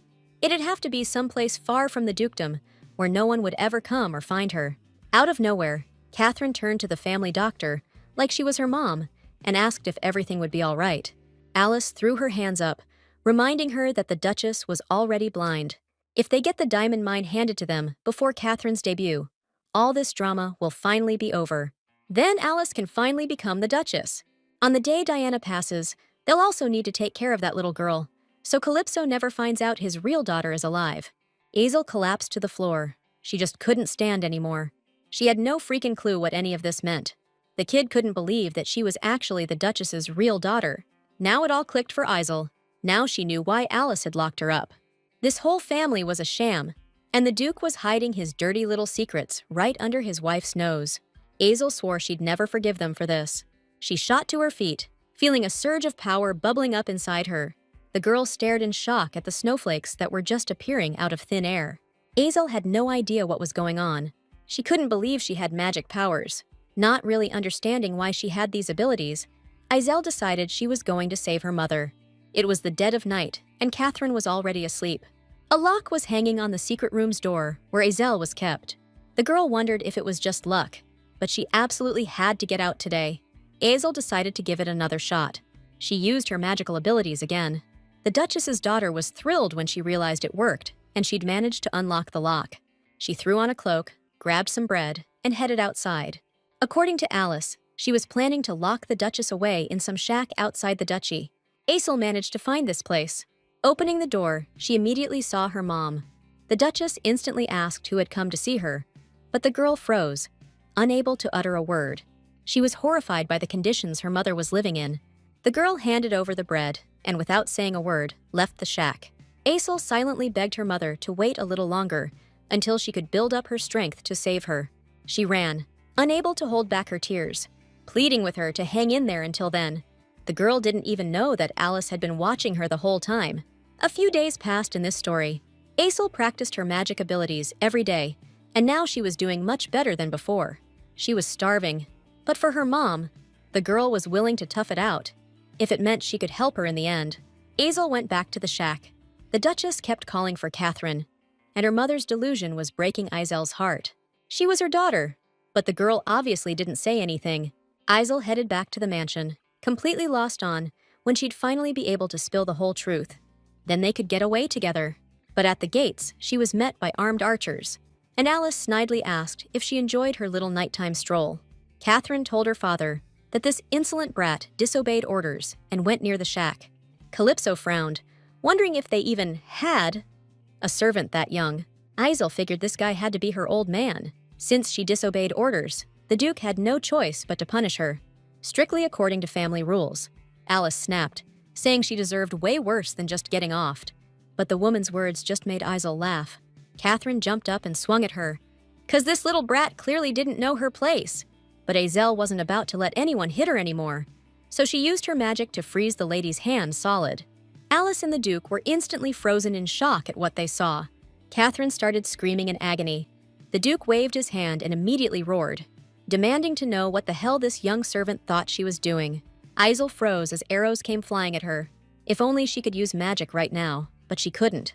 In that instant, 4 arrows ripped right through her. The Duke was comforting his daughter, completely clueless that he'd just killed his own kid with his own hands. Isel couldn't figure out why he didn't recognize her. She had so many questions, but she was out of time. The girl's eyes snapped open, and she gasped for air, not immediately processing what just happened. Looking around, she realized she was in her room. Isel was confused why she wasn't dead, considering she definitely took those arrows. Just then, Catherine kicked the dresser and ordered her maid to get her butt out there, now. The lady ordered the shards cleaned up, and as Isel did it, she couldn't wrap her head around what the heck was going on. So, she somehow managed to go back in time. Now Isel had a shot. She wasn't gonna live like she used to. She was determined to change her life and her mother's. Heading back to the present, the girl figured the Duchess probably wouldn't believe a word she said. But Diana broke down in tears. She told her own daughter that she'd also gone back in time. Isel started shaking, 'cause that was just impossible. The main character figured it wasn't a coincidence, that they both came back and remembered everything. Her daughter confessed she wanted revenge. She hated Alice and Catherine with every fiber of her being for what they did to them. But her old man, he was just as hateable. That's why Isel was dead set on getting payback on everyone who screwed up her past life. Diana couldn't even imagine how messed up and betrayed she felt. The main character knew trying to talk her out of revenge would be too damn cruel, so she just went along with it. The Duchess apologized to the coachman for making him wait. The guy said it was no problem, then gave the girl next to Her Highness a surprised look. He asked the Duchess who the kid was. Instead of answering, the main character ordered him to take them to Parachute. As soon as the carriage started moving, Isel got super excited. The main character asked her why, and the girl said it was the first time she'd ever sat on a seat so soft and comfy. Diana gave a sad smile, saying she'd need to put on some weight first. Isel figured her grandpa probably wouldn't like the way she looked. Back in the orphanage, she'd heard rumors about the Marquis, that he came from a noble family with serious money. The girl thought she looked pretty pathetic compared to him. The main character replied that wasn't true, and even though he was picky, his daughter would understand everything as soon as she saw him. All the servants and butlers froze when they saw the lady with a child. Marquis Parachute was quickly told about his daughter's visit. Lady Diana strode purposefully towards her father's study, ready to tell him everything and introduce her real daughter. Her father asked his daughter what brought her to him so late. He frowned the second Diana introduced her daughter. The Marquise was totally lost, but the main character calmly told him she was about to explain everything. She figured he'd have a hard time believing it. Once Diana laid it all out, the Marquise was absolutely livid that Calypso had the nerve to cheat on her and then swap out the kid. But the main character just asked her dad to chill. The Marquis couldn't wrap his head around how she could be so calm. Diana explained she was just biding her time for some serious payback against the people who wronged her. That's why she needed her dad's help. The Marquis just couldn't process all this information. His beloved daughter, who meant more to him than his own life, had been going through all of this alone. He didn't get why she'd want to go back into the snake pit. The Marquis wanted to know how his granddaughter had been living, and she told him she'd been a maid in Catherine's room. Dad asked Diana to lay out the whole plan for him. He was gonna help her out. The main character deliberately gathered the whole household at the table because she had something to tell them. Calypso was dying to know what it was. Diana wanted to adopt a girl. The Duke and Alice were stunned by the main character's unexpected announcement. Catherine jumped up, reminding her mother that she already had her. but the main character explained that her father had written a letter saying he'd found Parachut's relatives at the orphanage. Diana didn't know the whole story, but there was no one to raise the girl. Catherine screamed that she didn't need any sister at all, but the main character calmly told the girl it was about time she grew up. Catherine might change if she had someone to measure herself against. A maid approached the Duchess and announced that the girl had arrived. Aisel entered the dining room where all our characters were and immediately bowed, following all the rules of etiquette. Catherine froze, seeing a familiar face. Then, the main character's daughter announced her name. Next, the story jumps back 2 weeks. Even though Lady Aisel and the Duchess shared blood, the girl looked a lot like her mother. That same evening, Diana left her father's estate. Before all this, she asked Dad and Lisa to look after Aisel. As soon as morning hit, Lisa yanked open the curtains and told Her Highness it was time to get her butt out of bed. Aisel realized that yesterday hadn't been a dream. The maid thought something was up, and the girl quickly said everything was fine. She was just lost in thought. The main character's daughter was stoked when the maid showed her a bunch of outfits. She had no idea how they managed to get so much done, since she'd only arrived last night. Lisa chuckled softly and said it was total chaos last night. The Marquis said he'd pay double if they got clothes for a kid sewn up ASAP. The whole town was buzzing. Now all these outfits belonged to Aisel, but Lisa was a little bummed they weren't fancier. But the girl thought they were wonderful. First things first, Aisel needed a bath, and Lisa said a few maids would help her undress. The girl said, confused, that she could wash herself, but the maids just told her to relax. Liza felt really bad for the mistress's daughter. This girl had been through a lot while living at the orphanage. Gathering the lady's hair, the maid told Her Highness that she could go to the bathroom now. The water temperature was perfect. Noticing the maid pouring something into the water, Aisel asked if she was allowed to use something like that. It was a really expensive oil produced by the Iberg Duchy, and Aisel knew that Catherine had really wanted to get her hands on it. But the Marquis said to give her granddaughter the best of everything while she was here. So Aisel could just chill and enjoy all the stuff she could only dream about before, 'cause now it's all hers. She wasn't some orphan from the orphanage anymore. And Aisel wasn't just a maid from the bookshelf either. The heroine nodded, agreeing with Lisa's words. Marquis Parachut was in the dining room, eagerly waiting for his granddaughter to show up. And before long, Aisel arrived. She looked way better now, and thanked her grandpa for the gorgeous dress. He brushed it off, saying it was no big deal, just some extra dresses lying around the palace. Aisel smiled, 'cause Lisa had already spilled the beans. The maids started setting out the dishes. Everything looked amazing, and the Marquis told his granddaughter not to hold back and eat as much as she wanted. But Aisel didn't even know the proper way to eat any of it. There were way too many utensils here, and the girl had no clue how to use them. She figured she'd get reamed if she just ate, however, and showed she had zero manners. The Marquis slid a plate closer to her and told her not to be shy. He explained that everyone learns things, and there's absolutely no shame in that. Aisel picked up a fork and thanked his grace, wishing him bon appetit. But the Marquise, trying not to grin, asked her to call him Grandpa, because she was his only granddaughter. Now the girl knew what meat tasted like. Seeing how much his granddaughter was enjoying her meal, the Marquise decided he'd have to order even more food next time. Suddenly, Aisel froze, staring at the food. She told her grandpa she had a favor to ask. The main character's daughter asked him to turn her into the perfect lady ASAP so she could help her mom. But the Marquis said Diana getting even would be enough.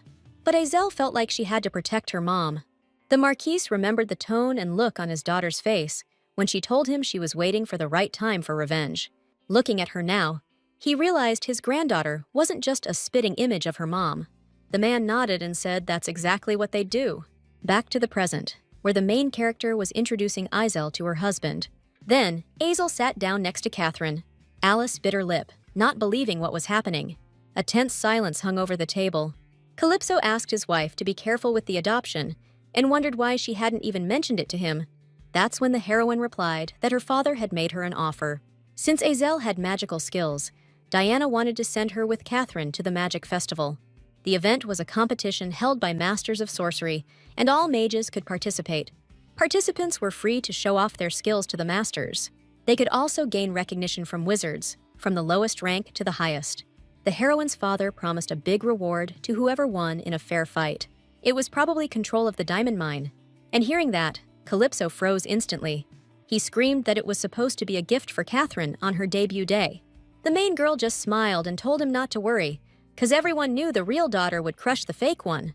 Catherine froze, but Aisel just gave a little, knowing smile. Alice jumped up real quick and said she should probably head out, 'cause she suddenly wasn't feeling so hot. Then Catherine followed right after her. So Diana and her daughter were left alone with the Duke. The main girl asked Aisel how she liked the food, and the girl, beaming, said it was all delicious. Diana handed her husband the adoption papers and told him to get it sorted out today. Calypso knew it'd be tough to talk his wife out of it, 'cause the Marquis's diamond mine was on the line. There was nothing he could do, so he took the papers. The main character offered Aisel a tour, assuming she'd already eaten. The girl nodded and got up from the table. She told her dad she'd see him next time, and the guy froze, hearing her call him that. Then, the two heroines headed out into the hallway. Even though it was sudden, Aisel had a right to be a duchess, especially since she had magic skills. Diana noticed how tightly her daughter was clenching her fists. She asked what was wrong, and Aisel confessed she couldn't stand looking at the face of the person who did her wrong. The main character totally got it. The Duchess suggested giving the tour another time, but Aisel shot that idea down. Right now, she wanted to check out Catherine's room. At that moment, Alice's daughter was crying in her room. Spotting the Duchess with Aisel, the girl demanded to know why she even brought that kid around. But Diana asked her not to talk about her new sister that way. Alice scoffed at that, saying there's no way that little brat could be a young lady's sister. The main character repeated the doctor's words coldly. She asked Alice if this wasn't their first time meeting. Even if they were friends, Alice had no right to cross the line and treat Aisel like that. Diana ordered Alice to apologize immediately. As the family doctor, she needed to apologize to the new lady of the Ernst household with proper respect. Alice just smirked at that. Still, she had to suck it up and play along. Aisel accepted the apology, said no big deal. The Duchess told her daughter that sometimes stuff like that happens when people don't have proper upbringing. Diana knew the family doctor came from a down-on-their-luck Viscount Blair's house. Aisel said she got it and just asked her to be careful in the future. As soon as the girls were alone, the real Diana told the fake one that nothing's changed around here. They hadn't seen each other in ages, and Aisel asked Catherine how she was doing. Alice's daughter was pissed, asking how some commoner could possibly be related to their family. Catherine couldn't believe this little brat knew everything. Getting real close, Aisel said, "They're the ones who are full of it. Alice's kid wanted me to use magic for the demo instead of doing it herself, trying to pull a fast one on her mom." Catherine just shoved Aisel away with everything she had. She was so sure she could pick up some simple magic like that, no problem. But once Aisel spills the beans about all the crap Catherine pulled, they won't even let her near the Magic Academy. Alice's daughter snapped, saying she could just get rid of this whole room. So Aisel decided to play it a little differently. Catherine got all twitchy when the girl headed for the table. The main character's daughter grabbed the first mug she saw and smashed it on the floor. It shattered instantly. Aisel immediately leaned down and said she did it by accident. Someone's got to clean up this mess now, though. Alice's daughter, totally fed up with all this, stormed right over to the main character's kid. She wound up, ready to take another swing at Aisel. A scream ripped through the room, so loud it scared off all the birds nearby. Of course, everyone in the house heard it too. The main character burst into the room, freaking out and asking what the heck happened. She saw Aisel on the floor, covered in blood, and Catherine sitting right next to her. Diana rushed over to the girl, asking how she was. But Aisel just groaned softly. Tears instantly streamed down Catherine's face, and she stammered that she didn't do anything wrong. But the main character yelled at her, telling her not to even think about lying to her face right now. Catherine was about to explain, but then Aisel suddenly blurted out that it was all her fault. The kid just wanted to get closer to Catherine and ask if they could share the room. But Catherine got pissed. It all happened because Aisel rushed things, so she begged the Duchess not to blame her own daughter. Truth is, the blonde set the whole thing up on purpose. The second Catherine went to strike, Aisel slashed her hand with a shard. Catherine screamed instantly, a sharp pain shooting through her arm. The main character's daughter, smirking, told Catherine she knew all along she'd try something. The lady immediately yelled that she wouldn't get away with this, but Aisel suddenly grabbed her hand. The main character's daughter started smearing Catherine's bloody hand across her own face and dress, telling her not to worry. The fake daughter immediately winced in pain and told them to get their hands off her. Aisel laid down on the floor and said with a smile that everyone in this mansion would soon learn about the young lady's cruelty. Catherine screamed that she was just faking it, but the main character told the girl to shut her mouth.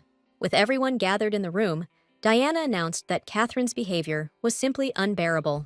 She didn't understand how a noble lady could lay a hand on someone. Aesel would now be using this room, and this should serve as a good punishment for Catherine herself. The Duchess ordered Shane and Milan to clean out Catherine's room today. Then they'd fix it up and give it to Aesel. The main character helped her daughter up and suggested they take her to a doctor as soon as possible to examine all her injuries. Alice wanted to talk to Catherine, but she just ran out of the room crying. She headed straight for the library.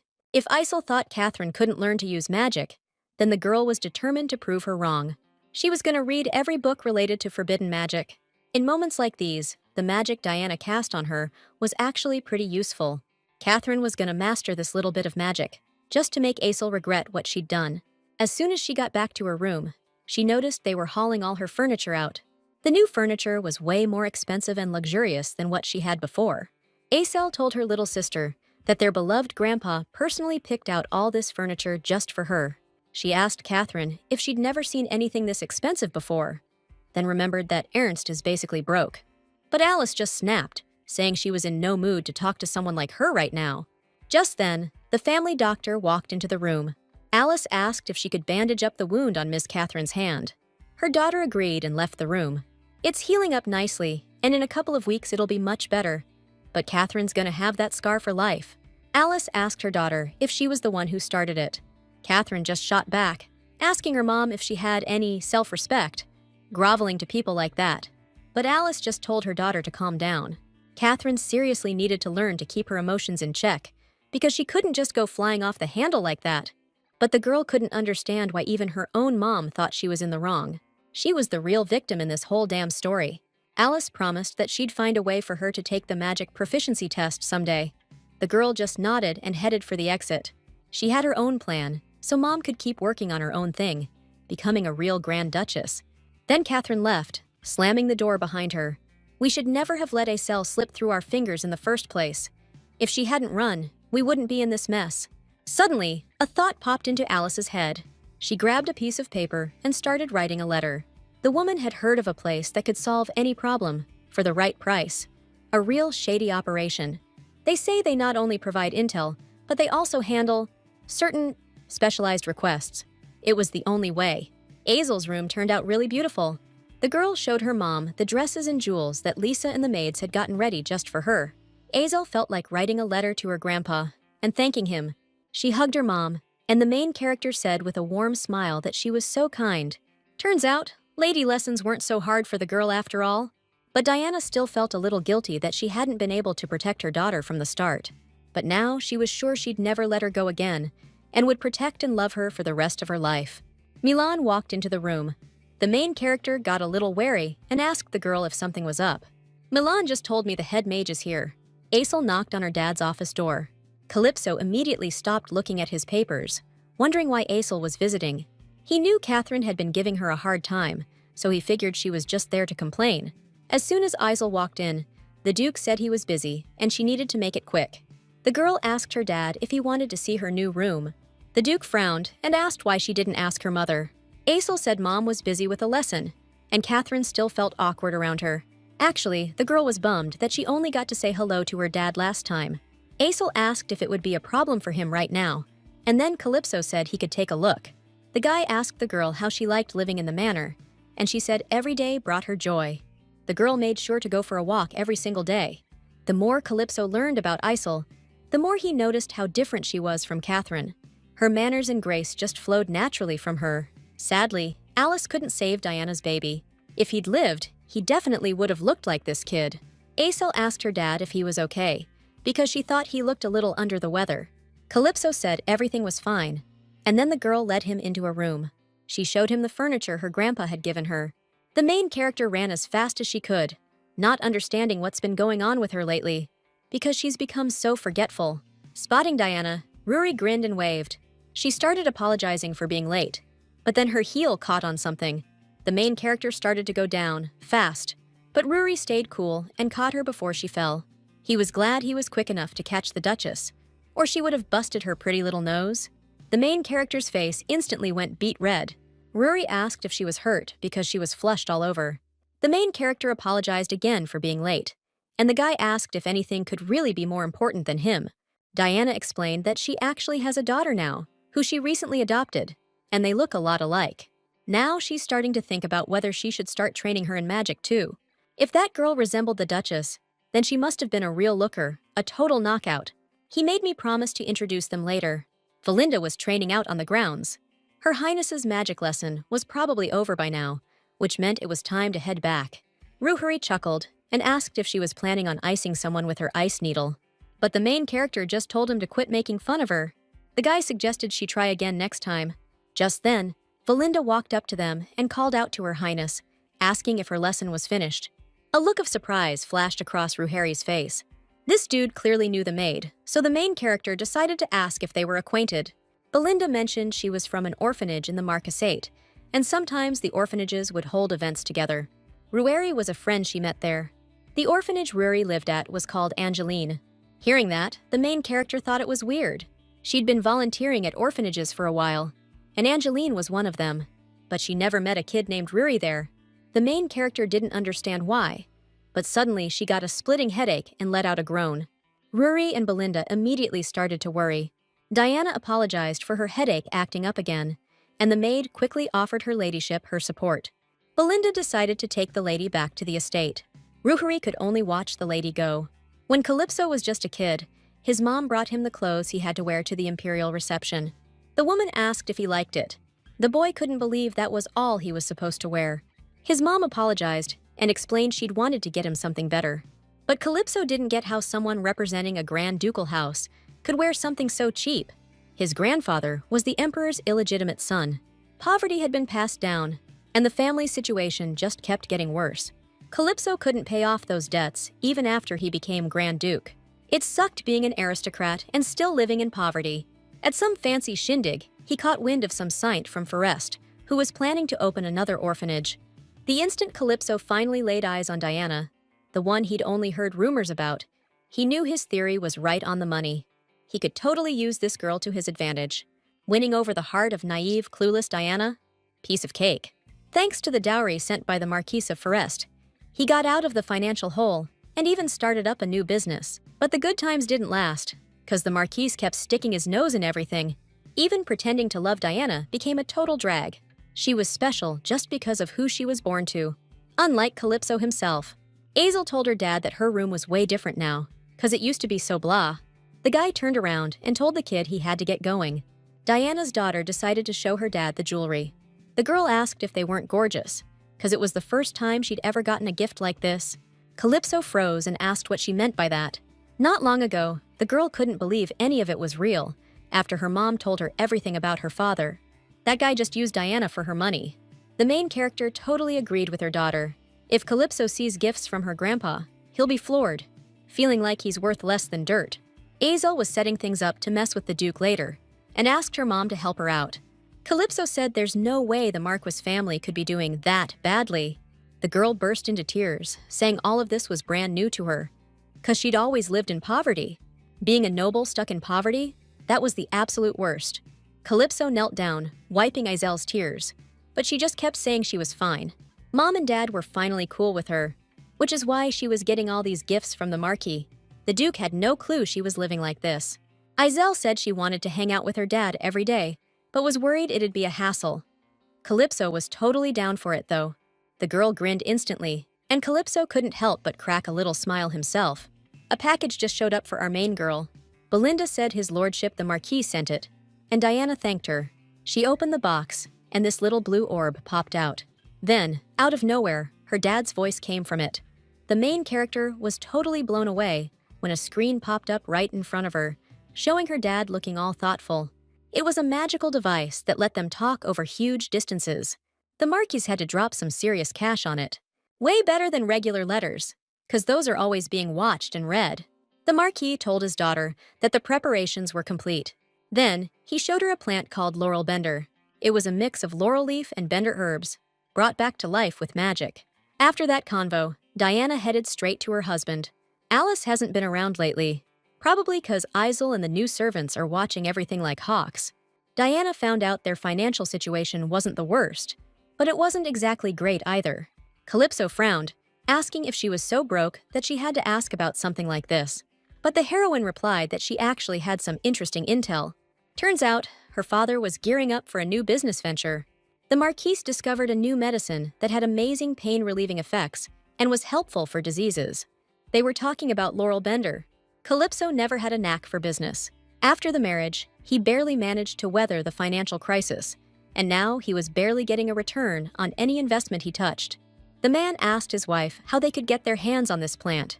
The main character had specifically dangled this bait in front of him. She stood up and told her husband not to worry, because he still had her. Diana promised the Duke she'd get him those saplings. Calypso pulled his wife into a tight hug and thanked her. Earlier, the main character had asked her father what that plant actually did. Turns out, it can be seriously dangerous. A real killer, if you're not careful with it. Which made it absolutely perfect for the plan. The main character hugged her husband back, smiling, and told him she loved him a lot. If Calypso could fool her, he could fool anyone. He's gonna be the biggest con artist ever before long. The next day, Diana noticed they were short on alchemy ingredients, stuff that should always be fully stocked. She'd been so busy lately, she hadn't even noticed. Should have stocked up on those ingredients big time. The main girl called Milan and Shane and asked them to get everything ready for her to head out.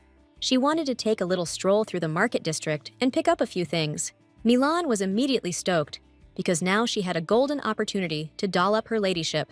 Diana decided to treat them to some seriously good desserts. Before long, the Duchess arrived in town. She went into a shop and was stoked when she actually found a purification crystal, which was pretty rare.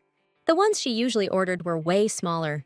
Since making potions takes a ton of crystals, this time the main character decided to buy them all at once. She figured she'd try and track down some fire crystals too. They were way up high. The woman practically had to reach for the sky to get them. Out of nowhere, somebody taller than our girl snags it first. A familiar dude's voice tells Her Grace the Duchess to watch herself, and she thanks him for the heads up. Then, the guy whips off his cloak. Our girl's jaw drops seeing Ruheri, and she's all, "What the heck are you doing here?" But he just coolly says it's perfectly normal for a mage to pop into a magic shop. He explains they ran out of everything during an experiment, so he asks her to ignore the outfit. Then he asks Diana what else he can get her. She needs mermaid tears, sunset sand, and some ground-up scales. Stuff you find near the water, which, according to Ruheri, is all upstairs on the second floor. He told the Duchess to watch her step on the stairs. The main character was a little surprised when she realized Ruheri was coming with them too. The mage explained that if she couldn't reach something again, he'd have to help. Ruheri held out his hand, and Diana took it. The main character was glad she'd come here in person. It was her first time in a magic shop, because she usually ordered all her ingredients by mail. Diana noticed there was only one jar of mermaid tears left. She wanted to grab it, but someone else showed up wanting it too. With a hesitant smile, the main character asked if he'd mind letting her have it, if he wasn't in a hurry. But the nobleman stubbornly declared that he'd grabbed the box first. But Diana tried to explain that she really needed them. The guy got pissed and used his strength to shove the main character away. He said in an annoyed tone that he grabbed them first, so they were his and his alone. The main character realized she was losing her balance and was about to eat dirt. Diana hit the floor hard, wincing in pain, and a worried Ruri immediately knelt beside her, gently asking if she was okay. The mage instantly turned his furious, rage-filled gaze on the rude jerk who hurt his mistress, not about to let it slide. What the heck was this ignorant guy doing? The innocent lady could have been seriously hurt. And besides, the lady grabbed that valuable item first. So Ruri told the arrogant aristocrat to hand it over, now. The blonde looked at the man with obvious worry, assured him she was totally fine, and suggested they just leave. But the cocky aristocrat scornfully called Ruri a pathetic loser and asked if he was really going to beg him. A wave of murmurs rippled through the crowd, everyone buzzing about the outrageous scene. The aristocrat's face twisted in genuine confusion when a woman's voice demanded an immediate apology. The main character could take any insult thrown her way, personally, but she wasn't about to stand by while anyone disrespected Ruheri, and now she was locked and loaded.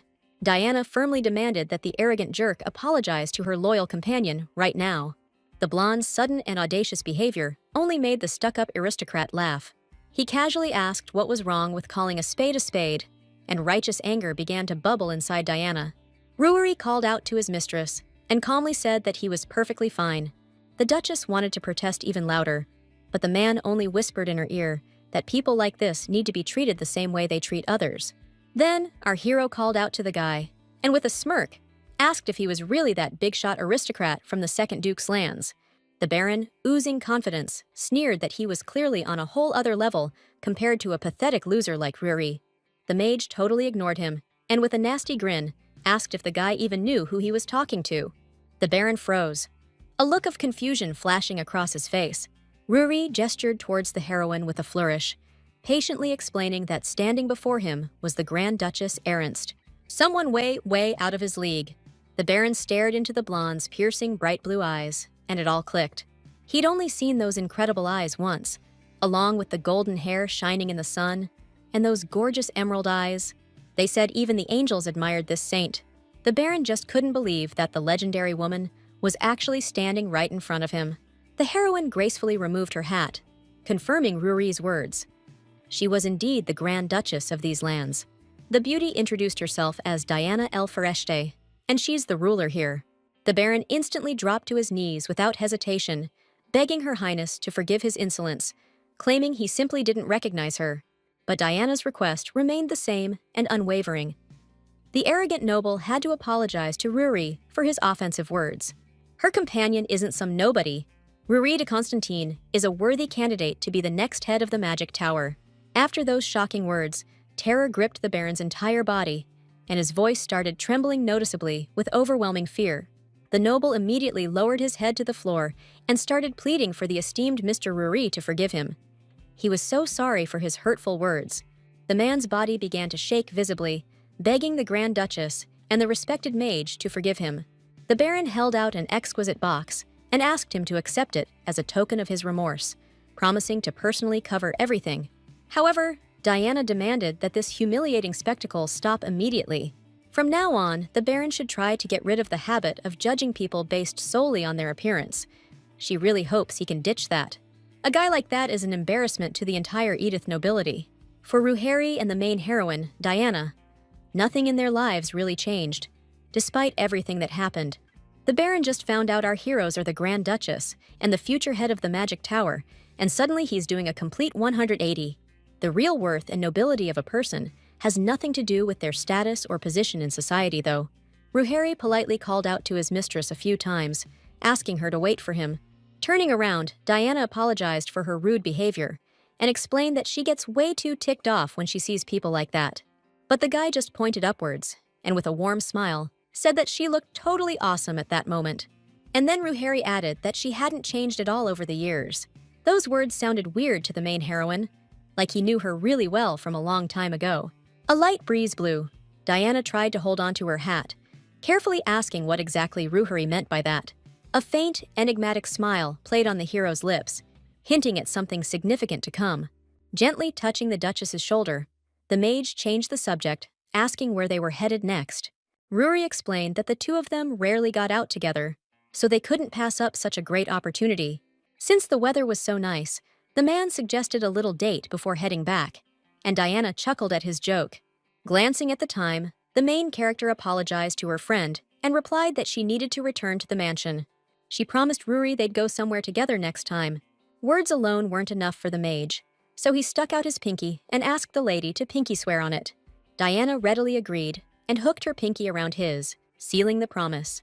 The maid, cheerful and carefree, walked down the long hallway, humming a simple, catchy tune to herself. But suddenly, she stopped dead in her tracks, her mouth agape in shock and surprise. Standing right in front of her was a distinguished lady, materialized out of thin air, surrounded by a bright crimson glow. The main character calmly explained that she just happened to meet a very special someone, totally out of the blue. Looking out the window at the endless sky, Diana added that he was incredibly special and a really good guy.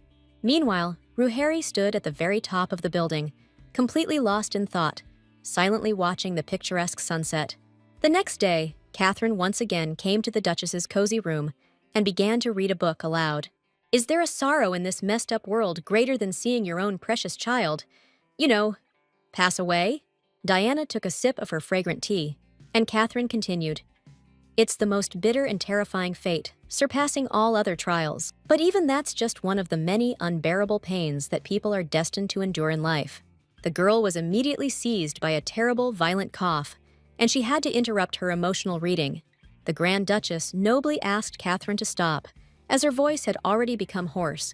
The girl was surprised, 'cause she never got a break before, and Diana said it's 'cause she's really worried. Since Duchess Iberg values the voice above all else, Diana was just showing she cares. Seeing the despair on Catherine's face, the main character was shocked and asked if she really didn't know something so obvious and important. Duchess Serena, from the noble house Aberg, is a woman with a refined taste for art, but she's crazy about music most of all.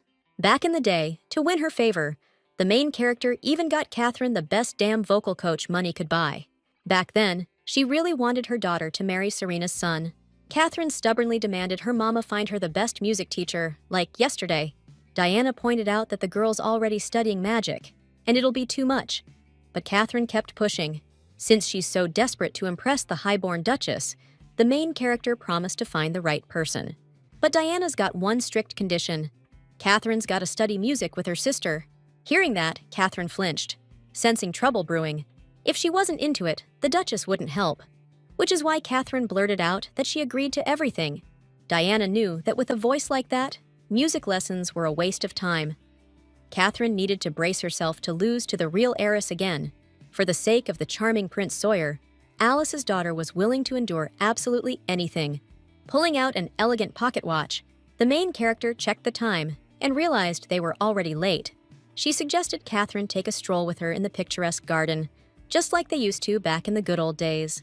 Catherine didn't refuse and quickly agreed, looking forward to a pleasant walk. Meanwhile, Isel stepped out into the fresh air, enjoying it. Right now, she had to execute a crucial part of her carefully laid plan. The girl was totally determined.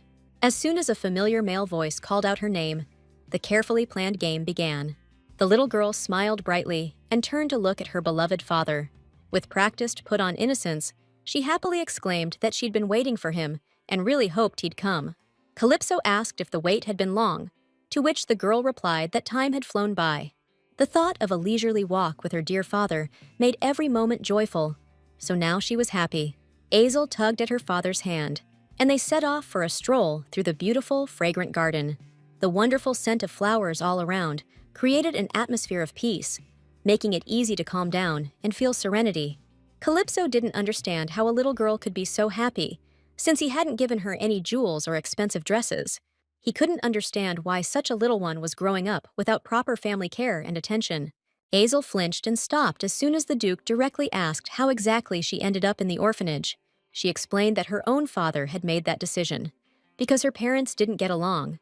The girl confessed that her father had hated her whole life because she looked so much like her mother, and it crushed her. This monstrous hatred was so intense, the guy actually wanted to off her, which is just messed up.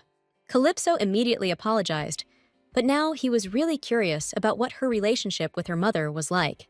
With tears in her eyes, Azel sadly replied that her mother died really young because her father hated her. So much so, he decided to take her out and her life. Calypso's face was burning with rage, but the dude had no clue that he was the one who did all this. The Duke asked, totally confused, how something so awful could even happen, and the girl said the story was pretty wild. The guy decided to off his wife for the huge pile of cash she was set to inherit. Azel explained that her father murdered her mother, the Foreste heiress, to steal her entire fortune. Calypso came to the grim conclusion that this guy was a total piece of garbage. The girl burst into tears right away, asking the Duke if she really was such a terrible daughter to be treated so carelessly. The rose Azel was holding so carefully immediately fell to the ground, symbolizing her loss. Calypso pulled the girl close and gently replied that only adults can be bad, so she wasn't to blame for any of this tragic mess. Alice was the one who schemed to off Diana, so the guy figured he was totally in the clear and his conscience was spotless. Azel sincerely thanked her father for his comforting words. Catherine watched this whole touching scene, having come out for a stroll in the garden with the Duchess. For the first few seconds, she was speechless with shock. She couldn't believe this was actually happening. And then the girl yelled furiously, asking what her father was even doing right now. Rushing closer, Catherine shoved Azel away from her father with all her might, telling her to back off immediately. After that, the girl screamed, demanding to know how the blonde even dared to be hanging out with her dad. But Calypso jumped into the tense conversation, angrily demanding to know what the hell this outrageous and unacceptable behavior was all about. Is a simple walk between a father and daughter really enough to set you off like this? Catherine's face twisted with pure rage, and she shot back, asking what daughter he was even talking about. Aisel timidly apologized to Catherine, feeling guilty. She didn't know her sister also liked long walks outside, so she suggested they walk together starting tomorrow. The Duke patiently explained to his daughter that he was the one who suggested the walk to Aisel, so it wasn't her fault at all. Catherine exclaimed indignantly, asking how she could not be angry. The Duke was always too busy to walk with her, constantly turning her down and ignoring her requests. So why now was he suddenly taking a stroll with this nobody who came out of the woodwork? The sharp crack of a slap echoed in the air, and Calypso ordered his daughter to shut her mouth immediately and not push him any further. Just a little while ago, Catherine was loving the beautiful weather, the warm sun, and the sweet birdsong, looking forward to a great day. But now, she couldn't believe her own father had actually struck her, resorting to physical discipline. Calypso immediately told Diana that he must have spoiled Catherine too much, because she'd become way too arrogant and sassy. Duchess Diana sadly replied that it was entirely her fault. She felt responsible for her upbringing. Aisel looked at Catherine with obvious mockery and muttered under her breath, calling her a stupid, worthless little brat. Seeing that sneer, Catherine instinctively reached out towards the blonde and desperately screamed that she'd kill her right then and there. The Duke couldn't forgive that kind of behavior, so from that day on, Catherine would be on house arrest for a whole week. The girl immediately exclaimed that it was completely unfair. However, the Duke didn't listen to her. He suggested Aisel leave so Catherine wouldn't dare be rude again. Alice's daughter was forced to just watch the others walk away, feeling resentful. Back in her room, the girl just collapsed on the bed and started bawling her eyes out, feeling this incredible resentment building up inside. Suddenly, someone gave a soft knock on her door, breaking the silence. Catherine immediately perked up, thinking it was definitely her dad coming to apologize. But it was her mom, who, for the millionth time, reminded her daughter to finally learn to control her emotions. Catherine looked away and timidly asked her not to yell at her, her voice trembling. Curling up in a ball on the bed, the girl said she hated everyone. Her dad, that girl, even her mom. Catherine didn't understand why she'd turned out this way. If her mom had been a real Grand Duchess, not a fake, things would be different. The girl decided to ask her mother directly why she wasn't a Grand Duchess like the others. The woman froze in place as soon as her daughter asked why her mother was a member of such a poor, noble family. Alice totally agreed with her daughter, because she herself had never understood why she was born into such a broke family. Little Alice once asked her father, totally ticked off, why he was always broke and couldn't even buy her a new dress. Viscount Blair gave his darling daughter an apologetic, guilty look. When Alice was just 10 years old, her dad couldn't provide for her at all. Her poor, useless father did have one thing he was truly proud of, though: his connection to the powerful Marquise Forest. The Marquis took a liking to the naive and good-natured father, and thanks to him, Alice visited his lavish estate for the first time. The aristocrat was super stoked to see Bert, an old friend. Alice's father warmly greeted the Marquis and thanked him for the incredibly generous invite. As soon as her father asked her to say hello too, the girl reluctantly did, and added that her name was Alice Blair. The Marquis was delighted to meet the daughter of his longtime friend, giving her the once-over. In this ridiculously fancy place, Alice couldn't take her eyes off anything. It was all amazing. Fancy tea set, elegant furniture, even a killer parquet floor. But the thing that really blew the girl away was the huge, lush garden. Everything was top tier. While Alice was drooling over these insane-looking desserts, a clear, sweet voice rang out. Alice was about to chow down on some tasty treats when she froze. Someone just called the Marquis father, which was a total shock. Then, our girl spotted another girl, looked about her age, who excitedly yelled that she was here, like she was greeting someone. Alice was completely speechless, staring at this young, captivating beauty. Viscount Blair immediately jumped up and greeted Lady Diana with respect, all polite and stuff. From Alice's point of view, her dad's behavior was just pathetic, bowing down to some girl her own age. Alice introduced herself with a snobby tone, announcing that she belonged to the noble Blair family of barons.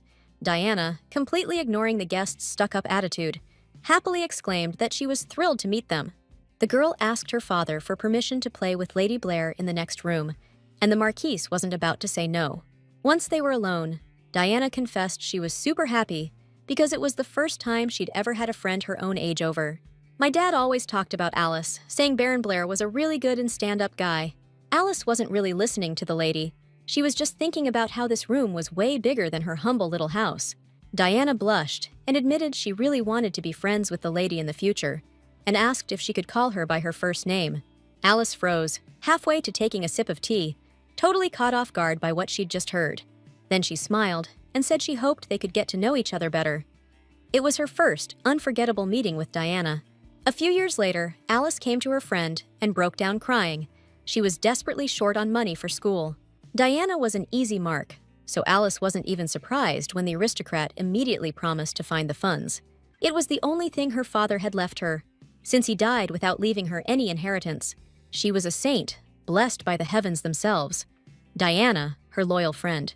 All it took was a few heartfelt tears to win over her pure and kind soul. Diana hooked her girl up big time, covering not just med school, but also the finest dresses and jewels.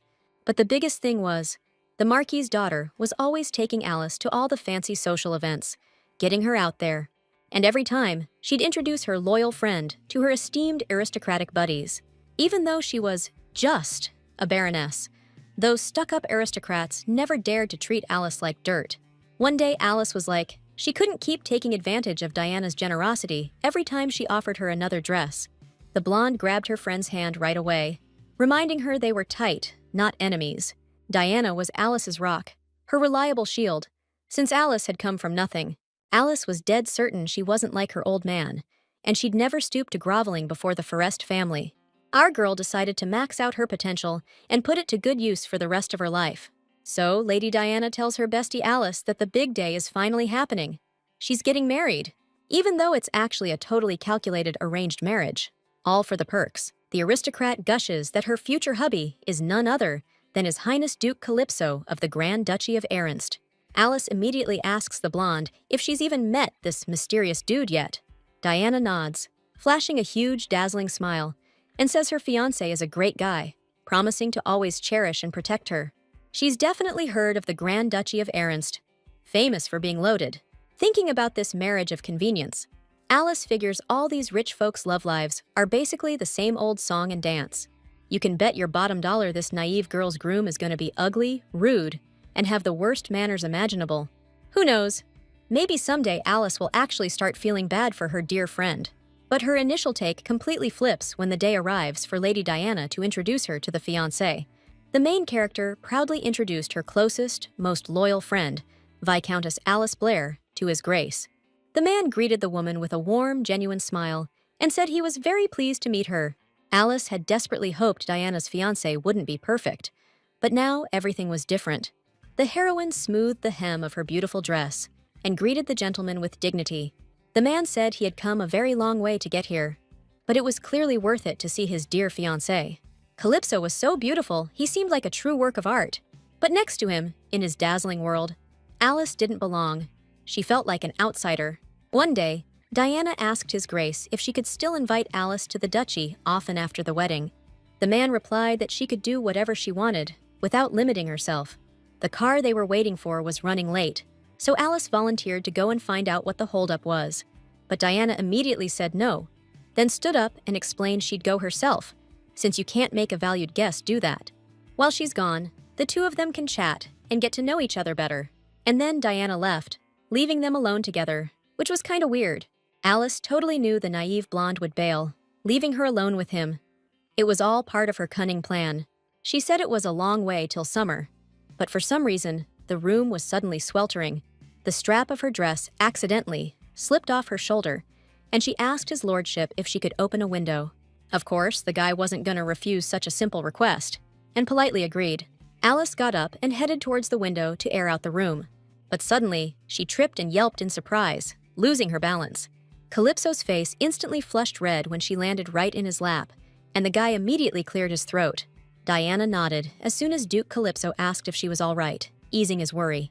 Thanks to His Grace, Alice was perfectly fine, so she immediately thanked him for his noble act. Alice suddenly wanted to steal this guy, so bad she couldn't tell if it was envy or a first crush. However, the heroine knew she couldn't rush into anything that drastic. From then on, every time Calypso came to the estate, Alice cleverly used Diana to get close to him. No man, in her opinion, could resist a woman's body and charm. Little by little, slowly and cunningly, Alice made her mark on his memory, because fooling naive Diana was just too easy. One day, Diana was deep in thought, trying to figure out what to do, mulling over the situation. Alice learned that an important seal had been left at the estate, one His Grace brought for the wedding preparations, and accidentally forgot. It absolutely couldn't be lost, but the noblewoman couldn't even send a servant, as that would be too difficult. Well, nothing for it. Diana decided to put off all her urgent stuff for today and hand over the seal herself. She was about to jot down this important task in her notebook, but Alice flat out wouldn't let her. Alice explained that she shouldn't bother, since she could drop it off herself, seeing as she was headed that way anyway. The blonde girl smiled gratefully and thanked her dear friend for agreeing to help her out. Alice replied that she could use a walk for once, and it'd be a quick trip through the tunnel. But Diana still started to worry, since her only friend was a guest at her estate. Alice immediately reminded her that they were close friends, which meant they should always help each other out in tough times. The blonde sincerely thanked her friend and entrusted her with the precious seal. The carriage immediately set off, carrying a woman who in reality harbored less than honorable intentions. Diana, unfortunately, had no idea and was just happy to have such a wonderful and loyal friend like Alice. Meanwhile, the redhead heroine smirked slyly, eyeing the precious seal. The guy asked his friend how things were going with his bride-to-be, the girl from the noble Forest family. Calypso replied that a marriage of convenience is the same everywhere. Love's nowhere to be found, that's for sure. His friend called him pretty cold-blooded, but Calypso had no choice, since he desperately needed the Marquise's help. Just then, a servant entered the room and announced to his lordship that Viscountess Blair had arrived. Why is she here? Calypso wondered, puzzled by the visit. Realizing she was a very important guest, the dark-haired man immediately got up and told his friend he'd better head out. Alice followed him in and politely greeted his lordship. Calypso asked how she got there, so the Viscountess explained that Lady Forest was too busy with the wedding preparations. That's why she came to return the seal he'd so carelessly forgotten at the Forest estate. The guy reached out and gave Alice a sincere thanks for what she did. Out of nowhere, the girl suddenly hugged Calypso tight, even closed her eyes, like she was totally blissed out. The aristocrat, confused, asked what she was doing, not understanding her behavior at all. Alice said she'd overheard the whole conversation he had with his buddy, which is why she's feeling so incredibly happy now. A few minutes earlier, with a sneaky plan in mind, the girl had approached Calypso's office. Right then, the dude said it was a marriage of convenience. He just needed the Marquis's help, and Alice heard it all. That meant he was just using Diana, and all those sweet words were just a phony, lying act. Calypso tried to explain to Alice that there was some kind of misunderstanding that needed clearing up. But the Viscountess, with a happy but fake smile, replied that she wouldn't go into all the details with Lady Diana. The woman confessed to him that she'd fallen for him at first sight, and instantly felt a powerful connection. Calypso was totally lost, trying to figure out what the Viscountess even wanted from him. Alice replied that all she wanted was his lordship's love, nothing more. A short, disbelieving laugh escaped the man's lips as he realized what she was after. The jewelry box immediately fell to the floor, and the family seal spilled out, which was the sign. Their lips locked in a passionate, insatiable kiss, and that night they became one. The wicked scheme to off Diana had been cooked up recently, and Calypso was in on it, his first move being to get himself hired as her doctor. Stupid Diana didn't suspect a thing until the very end, trusting them completely. Alice hid her pregnancy from Diana and secretly gave birth to Catherine.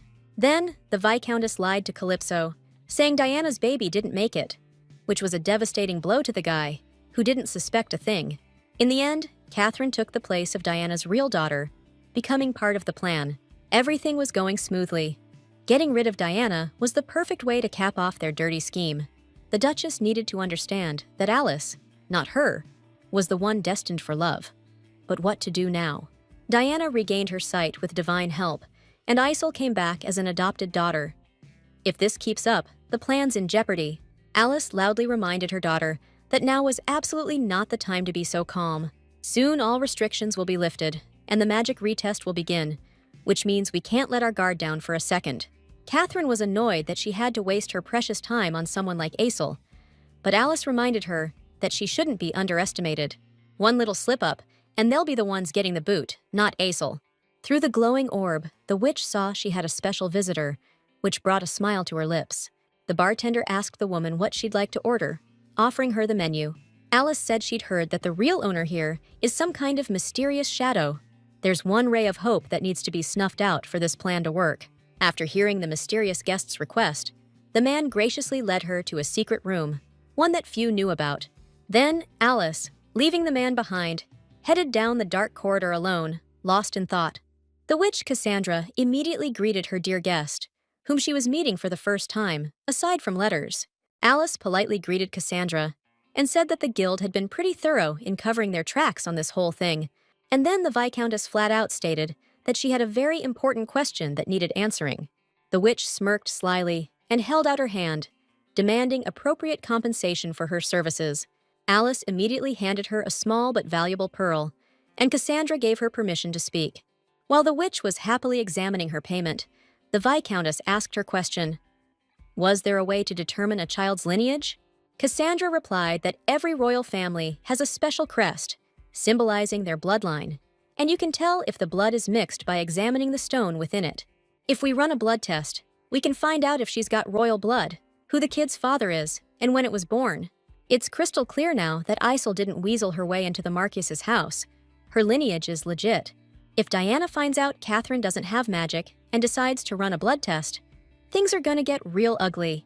Then, Isel could easily snatch Catherine's spot, and Alice couldn't let that happen. No way. So, she asked a witch to take care of a certain problem child to eliminate the competition. Cassandra let out a loud laugh and said she'd always had a soft spot for decisive and cunning women like Alice. The Viscountess was practically dripping with pure evil and hatred. You could see it a mile away. The witch handed over a note and explained that if Alice wanted to go through with this, she needed to head to this address immediately. There was someone there who could help with her request, so the Viscountess even had to fight her way through tall, thick weeds. Alice sincerely hoped he wasn't just some two-bit con artist and could actually help her out. Soon, the woman reached the right cabin and carefully knocked on the door. A man with a less than welcoming face appeared on the doorstep, sporting a scar and an eye patch. Alice showed him the note in Cassandra's handwriting and explained she had a really important matter to take care of. ASAP. The man allowed the Viscountess to enter his humble abode. With a bit of magic, the guy poured some tea and told the noblewoman he wasn't much of a housekeeper, so he hoped she understood. Alice straight up asked him to take care of a child who was using magic, permanently. The man told her she'd come to the right place. If the target was a mage, regular folks couldn't touch him. The top drawer of the nightstand popped open, and a white sheet of paper flew out like magic. The rogue agreed to take on the job, so he asked his guest to tell him more about this kid. Alice said her name was Isel. She'd recently become Ernst's adopted daughter, inheriting ice magic from her mother. The Viscountess's eyes bugged out when she saw the total for her order. It was twice what she'd expected. She jumped up, yelling that something was fishy. There's no way it could cost that much for what she asked. But she shut her mouth real quick when magic started glowing right next to her face, threatening to end her, and she felt real fear. The guy figured she probably didn't know who he was, because Cassandra wasn't that nice or that cunning. Turns out, the hero's a mage from Mataba. In other words, one of the Mataba followers, known for their power and their tricks. He's hiding out in this shack because he got exiled for doing some things he shouldn't have, blinded by money and hunger for power. So the hero asked the woman straight up if she was going to make the deal, because it could change her destiny. Alice answered without hesitation that she would, not even thinking about the consequences or the risks. Just the thought of Isel sent shivers down her spine. Her revenge-filled gaze was sharp as a knife. The Viscountess signed the agreement and told the guy to take care of that little brat and not to hold back. The main character and Sheen turned around as soon as Isel called out to them, full of curiosity and anticipation. The girl happily announced that she had just received an invitation to Matab, which she had dreamed about for a long time. Diana asked in surprise if it was true, and Isel nodded happily, her eyes shining with joy. Seeing the strange expression on her mom's face, the girl called out to her, confused, asking what was wrong, not understanding her emotions. The woman stroked her daughter's head and explained that she had just remembered something, because she had also been there as a child and felt joy. It was an unusual and completely new place for her, with bright colors and magic in the air. Azel's eyes lit up with joy, and she wanted to visit it even more, so she couldn't wait for that moment. The day came when Isel was supposed to set off, but before she left, Diana called out to her with concern. The girl turned around and looked at her mom in surprise, feeling the excitement in the air and anticipating the adventure. Just in case, the woman asked her to take some gold with her, so if Izel got hungry, she could buy something at the market. The kid grinned and asked if this meant she could finally hang out downtown with her friends. Diana nodded, totally letting her daughter go, knowing how important freedom was for her to grow up. Aisel spun around, bubbling about how stoked she was, since this was the first time she'd ever left the palace for the real world. The main character couldn't even imagine it. Until now, Aisel's world had been super small and limited because of the palace walls. Seeing her mom start tearing up, happy and sad at the same time, Aisel promised that everything would be all right. Diana touched her daughter's cheek and vowed that from now on, she'd show her the best stuff and take her to the coolest places in the country. When all this is over, they'd head south to the sea, which was exactly the same color as Aisel's eyes, blue and deep. The carriage was about to leave, but Diana asked them to hold up a sec, just to make sure her daughter was safe. Just then, Valinda rushed up to her mistress, apologized, and explained that Sheen said she needed to wear a dress for some big deal. This was pretty awkward and out of the blue for the young girl, since she preferred comfy clothes for adventuring. This is gonna be a long and bumpy ride, but the Grand Duchess was hoping that loyal, dependable Valinda could take care of Aisel. The carriage lurched forward, Diana waved goodbye, and Aisel promised her mom she'd have a great time and be back home real soon.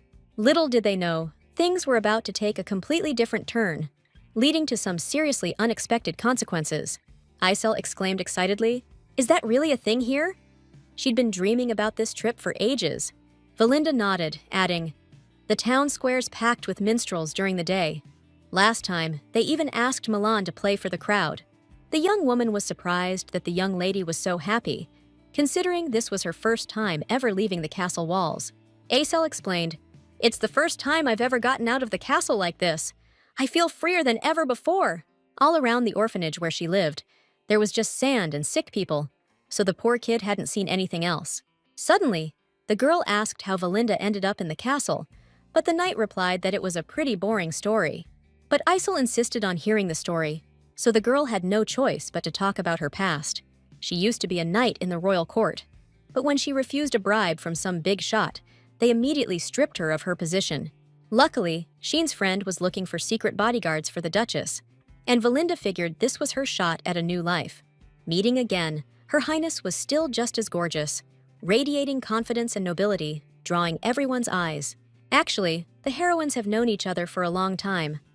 Valinda also grew up in an orphanage and knows all about the hardships of life. Back then, they didn't get to see each other often, but thanks to Her Majesty's donations, they got a ton of help from her. If it wasn't for her, neither Valinda nor the other kids would have been able to live comfortably and enjoy life like normal kids. The girl realized that not all rich people are bad, and if she was going to serve someone, it would only be this kind and gracious lady. Thinking about it, Valinda became a knight, but eventually returned to Her Majesty's wing, meaning her goal was achieved and her dream came true. While the heroines were chatting about their plans, a man with an eye patch followed them with a smug smile on his face. During practice, Rueri asked the mistress if she was planning to shank someone with that icicle. The guy was actually thinking they were finally making some headway with Diana after all his efforts to connect. Diana immediately stopped casting, and Rueri explained it was just a joke. The guy noticed the madam was super distracted today, so Diana explained she was worried about Azel, because her daughter went to Matab on a field trip with the other kids. Hearing this, Rueri asked what that meant for them all. The woman explained that today was the day for the field trip for kids with magical abilities, and it's invitation only. Rueri suddenly said that it was cancelled because of an incident last time when a kid misused a magical artifact. Hearing this alarming news, Diana's heart started pounding in fear and panic about her daughter's safety. She didn't understand what this meant for her daughter, and why they definitely got a letter from Matab. There had to be a mistake. Her legs gave way from the worry, and she collapsed to the floor, still not believing what was happening around her. Diana started crying in despair, and Rueri dropped to one knee in front of her, anxiously asking if she was okay. It's crystal clear now. Azel's in deep trouble. Her safety's at risk. The thug used his magic to slam the brakes on a moving carriage, packed with people. The girls inside instantly felt the jolt, a clear sign something was wrong, shattering the peace. The coachman, Jackson, said he had no clue what happened, just a sudden crazy gust of wind out of nowhere. Then, bam! The carriage flipped. Valinda shielded the young lady, trying to protect her from what was coming. By the time Azel came to, it was all over. Just a blur of what happened. She sat up, totally confused, trying to piece together what she remembered. Suddenly, she saw Valinda covered in blood, who also came to and quietly asked her lady if she was okay. There was way too much blood. The kid, voice shaking, cried out that Valinda saved her, risking her own life. The woman explained it was her duty and tried to get up, but Izel told her to stay put, worried about her. Valinda gave a small smile, telling the young lady she had to rush to the magic tower. They were expecting her. It's her first time, her first trip out into the wild, and she doesn't want to miss it. Through her tears, the girl replied that the magic tower wasn't important right now. Valinda was badly hurt. Her health came first. The little girl asked the knight to lean on her quickly so she could help, supporting her like a true friend. Seeing Jackson lying on the ground, Aesel immediately ran to his side. Aesel decided to head to the nearest village, since they needed to heal both of them ASAP. No time to waste. The little one insisted she was fine, because she could go to the magic tower anytime. They'd be waiting. But healing can't wait, because life is more valuable than any adventure. Aesel didn't want the people she cared about to get hurt. She wasn't going to stand by and watch it happen anymore. She'd protect them. Valinda held out her hand to the young lady and asked her to take care of her then, relying on her kindness. The whole time, the dude with the eye patch was hiding behind a tree, secretly watching the girls without them even knowing. Rory didn't get what was going on, and Diana, her voice shaking, explained that Izel had probably walked right into a trap, which means they gotta rescue her ASAP, 'cause every second counts when a kid's involved. The lady said her daughter went to the magic tower, so the guy asked when she left. The woman replied that it happened about 2 hours ago, and Rory instantly knew she was headed towards Mount Sainsbury. Even using the magic tunnel, she shouldn't have gotten to the tower yet, so they'll ride a horse to catch up with the carriage. Hopping on the animal, Rory reached out his hand, and the main girl wondered what she would do without him supporting her. Alone, she'd definitely panic, and wouldn't be able to do anything, just lost in fear. In her head, Diana begged Azel to just hang on a little longer, that Mom would definitely save her and bring her home. Soon, the girls got to the village, where Valinde could get first aid, and Izel explained that they were in an accident. The knight's out of immediate danger, but he's still in rough shape. Azel was beating herself up over it, thinking if she hadn't suggested going to the magic tower, none of this would have happened. The kid handed over a gold coin and insisted that Valinda be healed, no matter how much time or money it took. Then, the young lady went outside for some fresh air and silently thanked her mom for giving her the gold coins. "We gotta report this ASAP. They'll send a new carriage and people who can actually help, because every minute counts. Right now, Azel just needs to get a letter out, let them know what happened, and ask for help." Suddenly, a gold coin slipped out of her pocket and rolled across the stone path, catching someone's eye. A cloaked figure, standing behind the young lady, picked up the coin and called out to the girl, approaching without her noticing. The man held out the coin, explaining that she'd dropped it, and Azel, completely unsuspecting, thanked him for finding it, trusting him. In that instant, the guy struck the heroine in the neck, a cheap shot that was just unbelievably brutal. The poor girl just fainted dead away, going limp in the kidnapper's arms, a pawn in his twisted game. All the way there, the main character prayed Izel was okay, that she wasn't hurt. Her heart was pounding with worry. If Diana loses her daughter again, she won't be able to go on. That's why she was praying her daughter was safe, begging for her well-being. Soon, our heroes came across a wrecked, familiar carriage, the ground around it smeared with blood, screaming trouble. Diana's eyes went wide, and her heart hammered in her chest as she took in the horrific scene.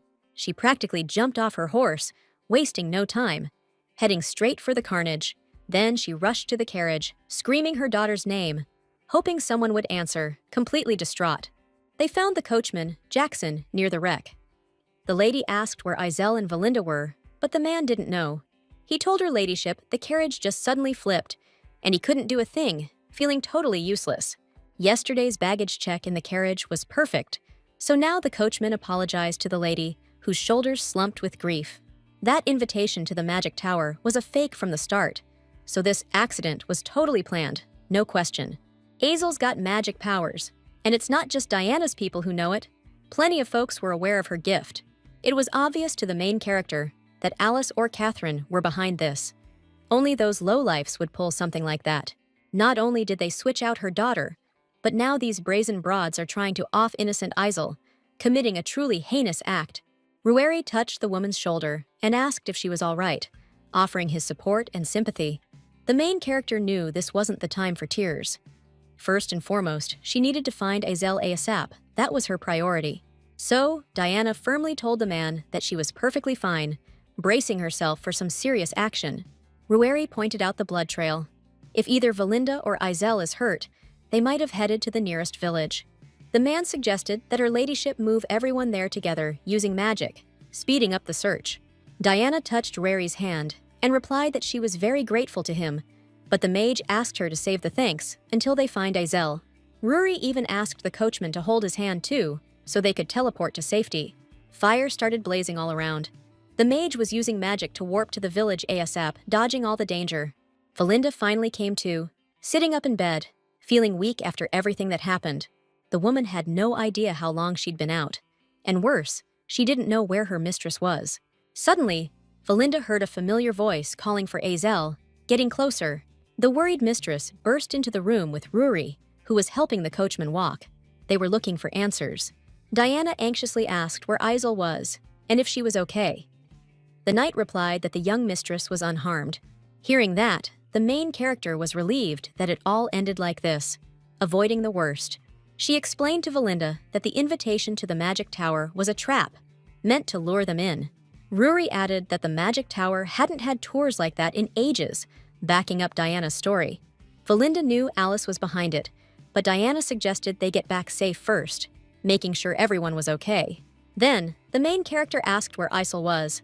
She was still really worried. A nurse came in and told them the girl had left ages ago, which totally confused them. Diana froze, scared, and asked what it all meant, trying to figure out why her daughter vanished. Isel kept calling for her mom, her voice echoing and fading in the dark. She was so scared, but as soon as the girl saw Diana, she felt a wave of relief. Hope was back. The little one went to hug the Duchess, but her figure just dissolved into ash, leaving nothing behind. And then Isel heard her father's voice, ordering his knights to let loose on her, sealing her fate. The next thing she knew, arrows ripped through the little girl's body, ending the nightmare. Isel's eyes snapped open, waking from the nightmare, and she realized her hands were tied tight. A gag in her mouth. She was a prisoner. The kid was totally lost, had no clue where she was, and knew she was helpless. The village woman told the blonde noble she hadn't seen a child like that, which only made things worse. The main character was starting to freak out even more. She couldn't figure out where Isel could have gone. Ruhari came up to her and said the young lady wasn't where he'd just been either. The search was coming up empty. A magic circle appeared under the guy's feet. He reminded Diana that Isel also had magic powers, and that was the key. If something happened, there should be traces. So Ruhari was going to use magic to find them. Suddenly, the guy sensed something and asked the lady if Isel had ice magic. She confirmed it. Then Ruhari explained he was sensing two kinds of magic here, ice magic and wind magic, laying out the details. In other words, a wind mage is mixed up in this, and they played a major role. It was pretty clear who was behind it all, since every lead pointed to the same culprit. Diana, all worried and unsure, asked if anyone in the magic tower was into that kind of stuff, but nobody pulled those kinds of pranks. But Ruhari remembered one guy who got kicked out for similar shenanigans back in the day, which gave him a pang of nostalgia. He was a wind magic user, and his skills always blew everyone away. The kidnapper flipped a gold coin in the air and smirked, telling the girl it wasn't personal, just business. Isel tried to say something, but couldn't because of the gag, which was clamped tight and super uncomfortable. The guy promised it wouldn't hurt, because he planned to make it quick and easy for the kid, but he figured he'd hear the little one's last words, so he magically removed the gag from her mouth. Isel declared, cool as a cucumber, that she had Forest blood, and if he was after cash, he should let her live. He could blackmail Marquise Forest and get double the payout. The mage figured the kid knew who put the hit out on her, and that only made things way more interesting. Isel shot back that the answer was obvious, all while secretly working to untie the ropes binding her hands. She added that if the guy was from the Empire too, he had to know about the Forest family's wealth and how he could use it to his advantage. Suddenly, the kidnapper grabbed her hand, holding the ice dagger, and with a smirk said she had a knack for getting into trouble. The girl leaped back, brandishing the dagger with determination and fury blazing in her eyes. And then she charged at the kidnapper, yelling, asking if he really thought she'd just let him off her without a fight. The little one was moving fast and decisively, and she was about to pierce the kidnapper's neck with her agility. But the mage suddenly waved his hand, and a gust of wind threw Isel back, with a force she couldn't have anticipated.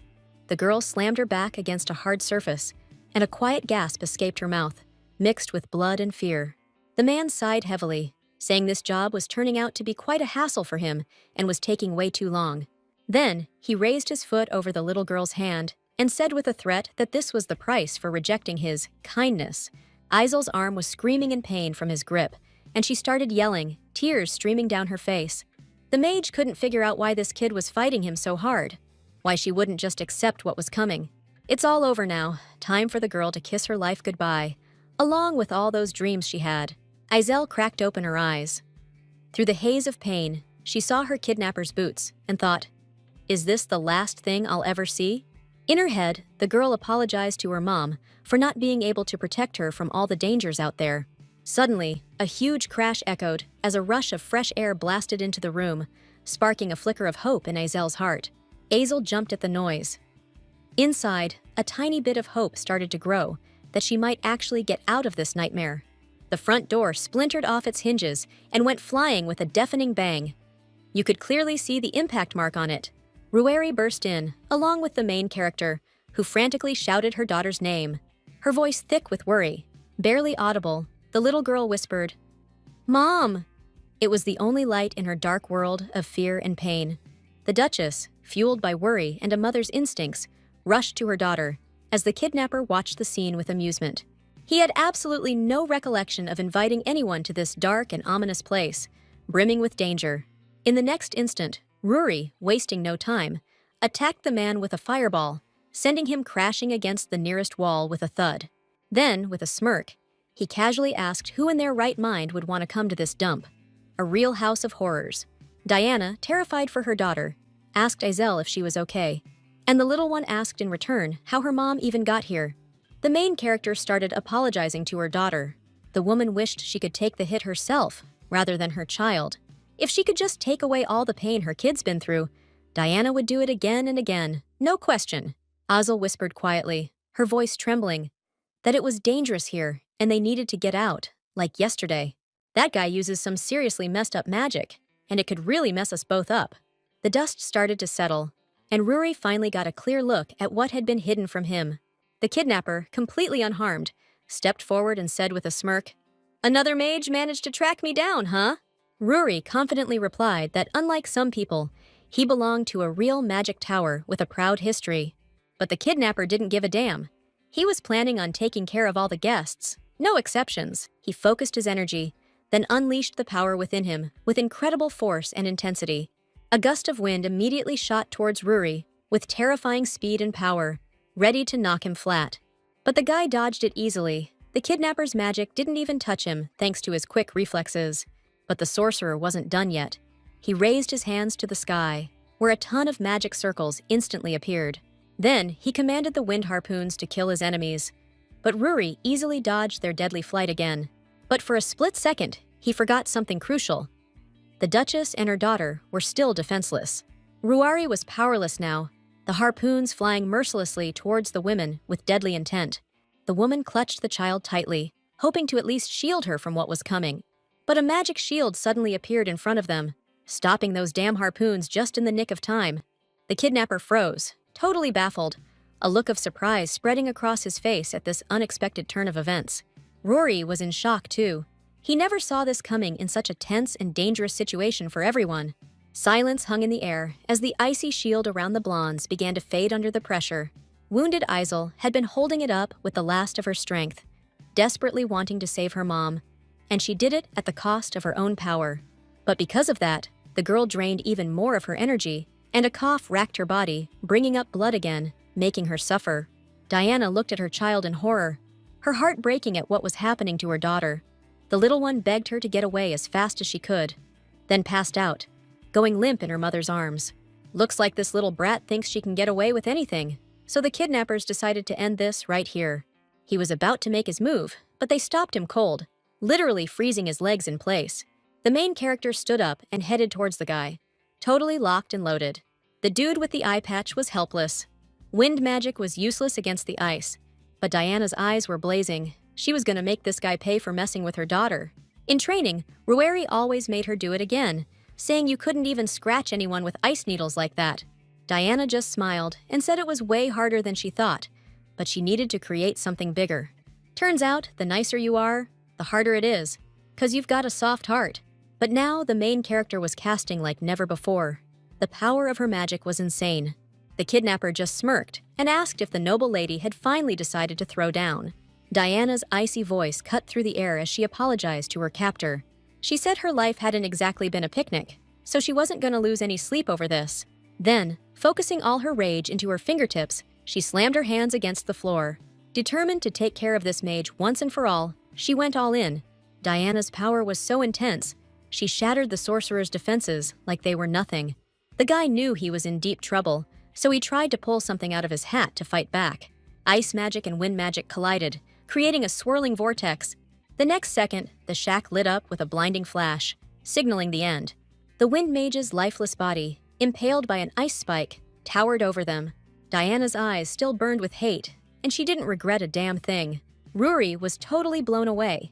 He couldn't figure out how the kind-hearted Duchess managed to conjure up that much power.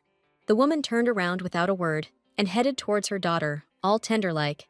Then, she gently touched Izel's face, trying to calm her down. Holding the little one close, the main character quietly told her it was time to go home. Before that, Rueri torched the cabin and the body inside, just to make sure there wasn't a trace left. And then the mage announced they could head back now, that everything was clear. Diana didn't say anything. She was lost in her own thoughts. Back home, the main character washed her kid up and tucked her into bed. And then she pulled out a small antique jar, filled with hope. It's an alchemical potion, made from the finest stuff, and it'll heal Azel's wound right up. But how do you even begin to heal the kind of soul-deep wound that girl got from everything that happened? Rueri sincerely apologized to the main character, saying he should have found Azel way faster than he did. But the woman replied that he'd already done everything he could in such a messed-up situation. Diana's hands were trembling.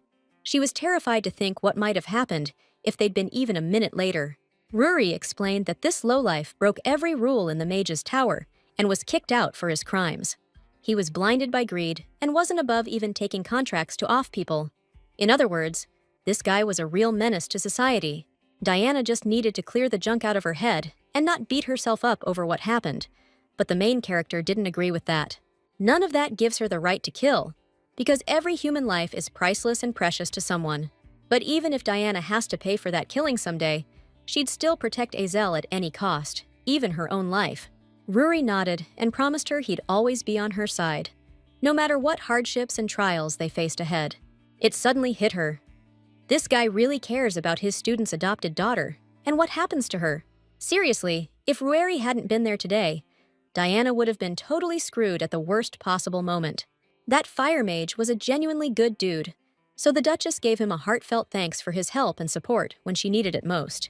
It was late, the stars were blazing in the sky, and the whole place felt calm and peaceful. Rueri gently tucked her ladyship into bed, and she crashed out next to her daughter, feeling safe and sound. She reached out and pulled Azel close, feeling that warm connection you get from family. Seeing that sweet display of love, Rueri couldn't help but smile, happy for both of them. He wished the Duchess the sweetest dreams, then vanished into thin air, like he was never even there. Everything on the nightstand went flying, crashing to the floor, and shattering the peace and quiet of the night. Alice stared at her reflection and realized that everything happening felt totally bizarre and messed up. Still no word from the merc, and he promised to let her know the second the job was done. Plus, the mansion's quiet as a tomb today. Something's definitely up, and Alice is getting a bad feeling. Alice throws on her dark cloak, annoyed, feeling the chill seep right through the fabric and make her shiver. Looks like she's gonna have to see for herself if this hired gun actually did the job right. But right before the door, she stops, a little uneasy feeling creeping up on her. Azel pops out of the room, all smiles, asking the doc where she's rushing off to so late. Alice is thrown. How the heck did this kid get here? Did the killer screw up and miss her somehow? But she figures their timing's just off, so she asks the girl what she's doing up at this hour. Azel replies, asking if the doctor is really that surprised to see her doing fine after everything that's happened. Alice jumps, startled. Feeling her legs start to freeze up from the fear and the tension, the young mistress unleashed her powerful magic, and ice rapidly began to encase the woman's legs. Completely unable to move, Alice demanded to know what the hell the girl was doing. Azel retorted that she should be asking that question, then easily snatched the paper from the woman's hands. It stated that Alice Bear, in exchange for assassinating Azel, princess of the Forest family, was prepared to pay a considerable sum. The young mistress informed Alice that she could stop looking for her hired gun. The assassin she hired for this dirty job is gone, wiped off the face of the earth, no trace left. Azel grinned and casually wondered what would happen if her mommy dearest found out about this little note and the deal. Alice yelled for the monster to stop her shenanigans and not dare threaten her with her magic powers. The girl nodded, deciding to give the good doctor one more chance. But this time, it would be the last make-or-break moment for both of them. Alice's eyes widened in surprise, staring blankly at the girl, completely clueless about what she was talking about.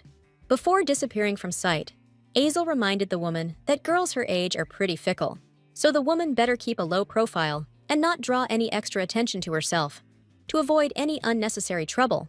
Alice's audacity was just mind-blowing. She was so sure she was right, even when things were getting super heated. Truth is, Mom wanted to offer the second she woke up, but Azel somehow managed to stop her at the last second. The girl tried to explain that now wasn't the time.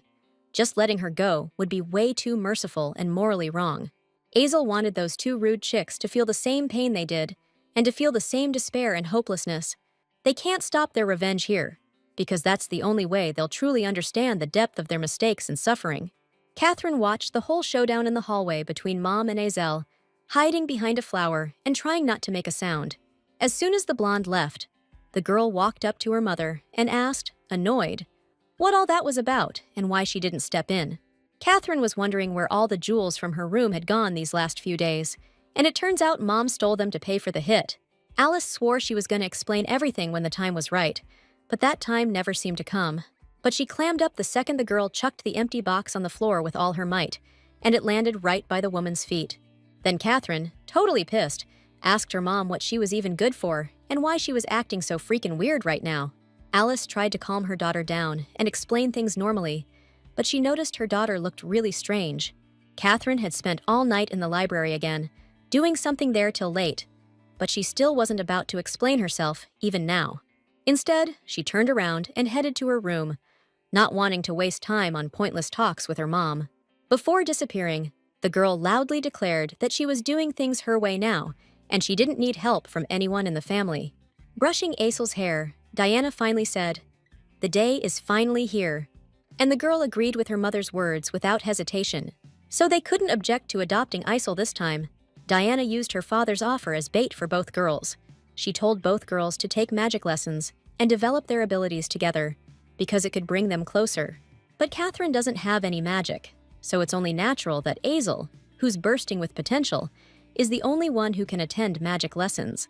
The girl exclaimed that she wants to get even stronger, since there's still time before the festival, and she'll work hard to wow everyone.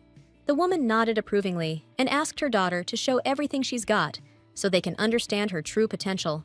Alice jumped when she heard a familiar voice behind her, a voice that stirred up mixed feelings.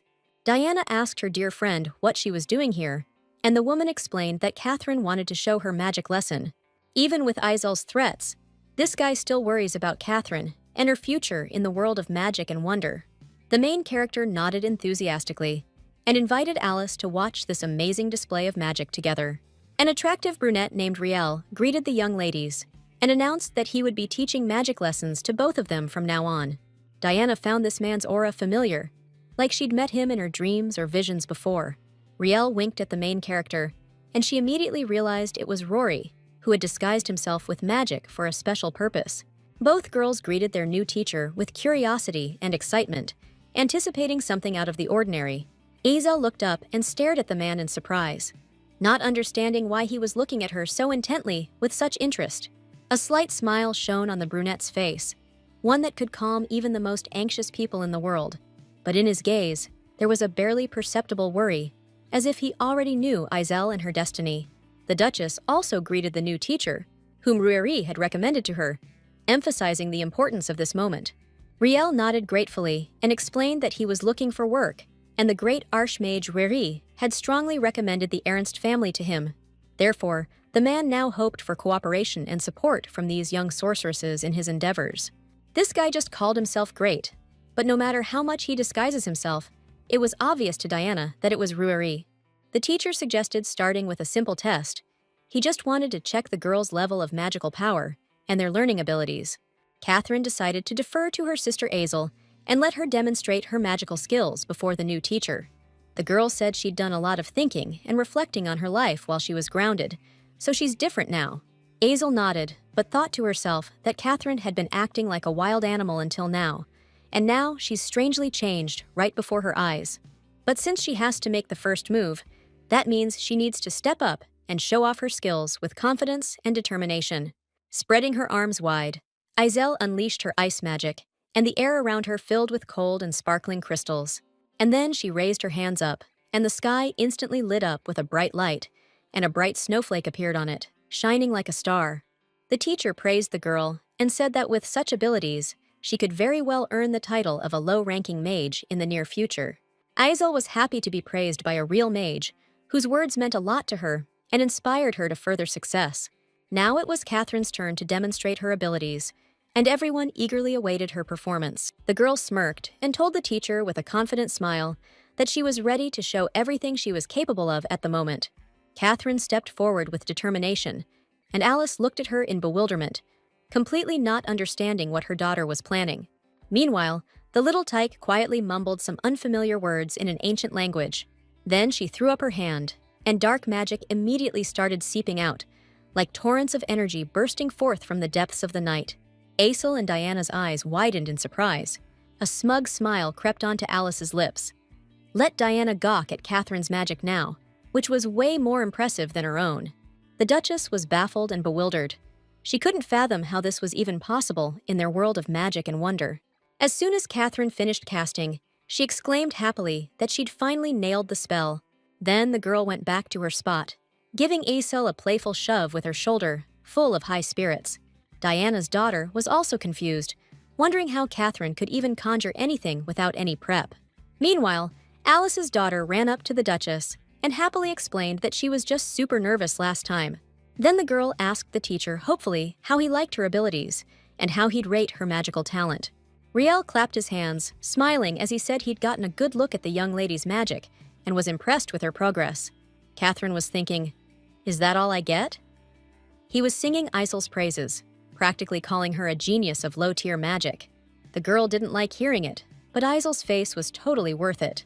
The lady, with a smile, told Azel with genuine admiration that she was a fast learner and looked forward to her sister's help in future studies. As soon as the lesson was over, Diana headed to the guest room with the teacher to chat over tea about important matters. Rueri revealed his true form, realizing her ladyship had quickly seen through his disguise and noticed his real nature. It was obvious, since the guy winked way too obviously, unable to contain his friendly impulse. A slight smile touched Diana's lips, thinking about how their meeting was unexpected and interesting for both of them.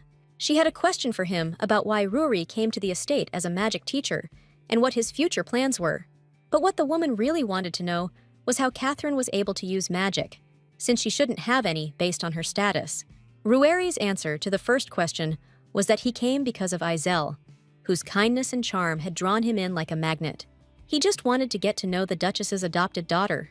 Last time, the circumstances weren't right, so it was difficult to even introduce himself. Still, Diana asked if the Archmage of the Magic Tower shouldn't be busy. Rueri remembered how Riel had complained that his master was leaving again, even though there was an important leadership meeting of the Magic Association today. But the man wasn't planning on going, so he transformed into a bird and flew to Diana's mansion. He told the woman that he always had time for lessons, since the Duchess was his first and most cherished student. The blonde blushed slightly and thanked the mage for his kindness and attention to her training. Suddenly, the woman's head started hurting again, and she felt uncomfortable during this conversation with the man. Rueri called out to her in concern, but Diana shook her head and assured him that she was perfectly fine. The woman asked him to tell her about Catherine, her adopted daughter, who was the subject of rumors among the servants and acquaintances in their social circle. She was really worried about what actually happened, because she knew about the girl's abilities and her passion for magic from a young age. The man replied that this young lady had broken a taboo established by ancient mages to protect against the dangers of magic.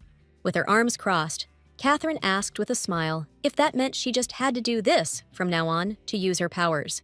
Iclite replied that she did a real number on things. Ruari explained to the Duchess that this was dark magic, one of the most dangerous forms of magical art in the world, and its consequences. In other words, it's a power of a different order. It's very different from the magic of the four elements. Ancient mages foresaw the disasters that dark magic would bring, so they declared it forbidden and completely sealed it away.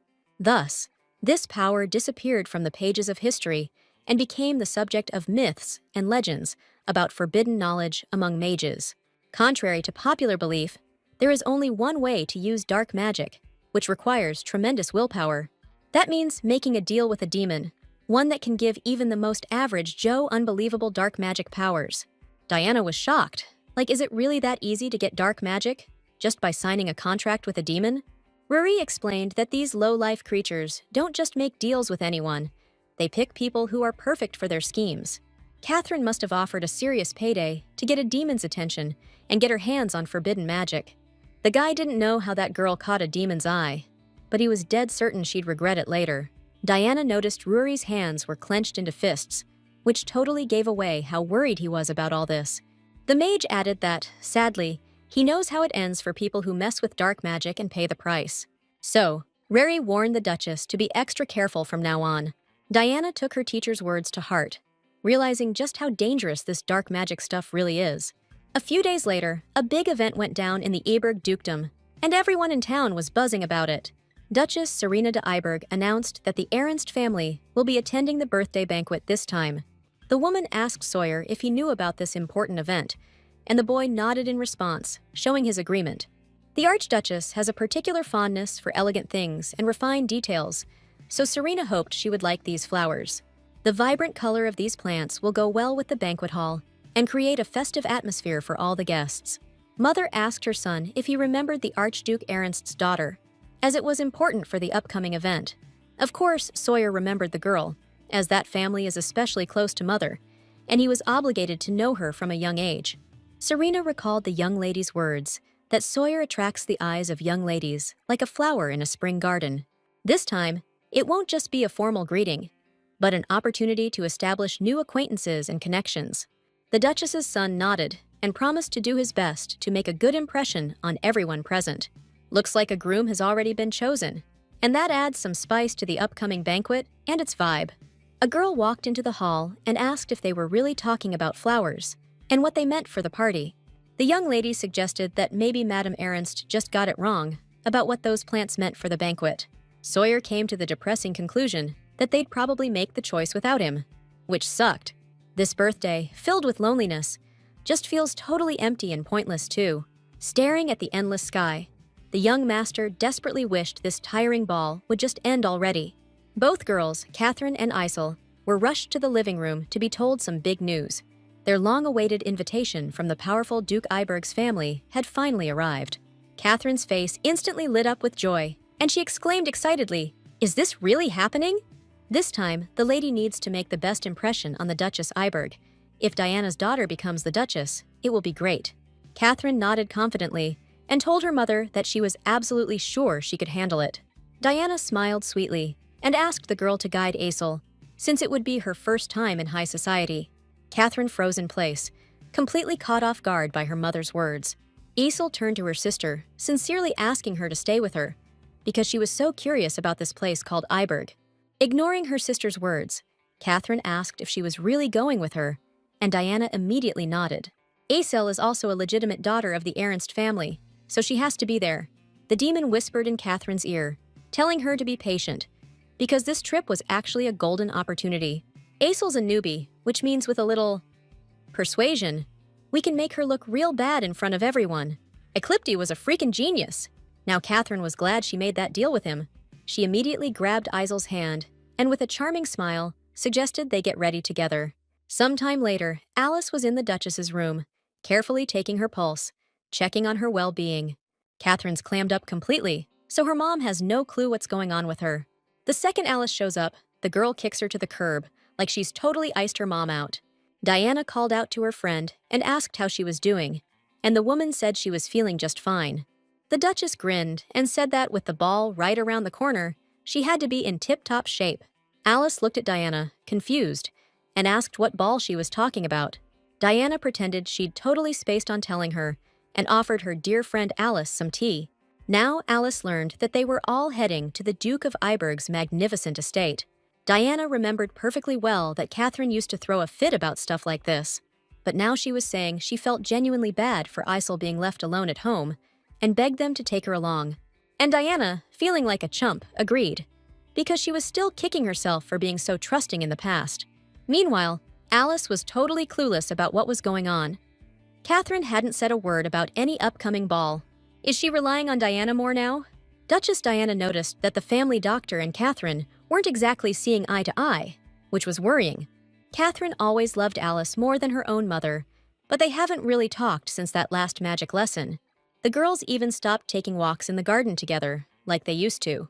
To fix things, the Duchess suggested that her dear friend Alice also attend this important ball. She could also ease the tension with Catherine a bit. Diana promised to explain everything to the Aberg family. Of course, Alice agreed. Even though she and Catherine had a falling out, when else would she get the chance to visit Iberg? This trip will help smooth things over with Serena Iberg, which will definitely help her pull off her sneaky scheme. Diana smirked to herself. That little troublemaker has no idea what she's getting into. The morning of the banquet, Duchess Diana popped into Azel's room bright and early to wake up her precious daughter. The little one was instantly awake, and her mom explained they needed to get ready right away. First things first, Azel took a luxurious bubble bath. The kid didn't know what it was, but it felt like she was swimming in peaches. Diana said it was Duchess Iberg's favorite scent, known for its sophistication. That noblewoman's family owns the top perfume ingredient brand in the entire Edith Empire. This product line was inspired by a trip the Duchess took when she was going through a really tough time. Azel looked confused and asked why they needed to wear a scent the Duchess liked, not the prince. Turns out there are parents in high society who just don't listen to their kids at all. In other words, impressing the Duchess comes first, so Azel was determined to give it her best shot. Diana told her daughter she didn't actually have to marry Sawyer. All the woman wanted was for her daughter to be happy, marriage or no marriage. Azel told her mom not to worry. She wouldn't do something that dumb, like getting married for revenge. Diana smiled gently and stroked her daughter's head, showing her love. Catherine strolled down the long hallway, humming a sweet little tune to herself. Eclipult decided to ask the young lady who this mysterious Sir Sawyer was.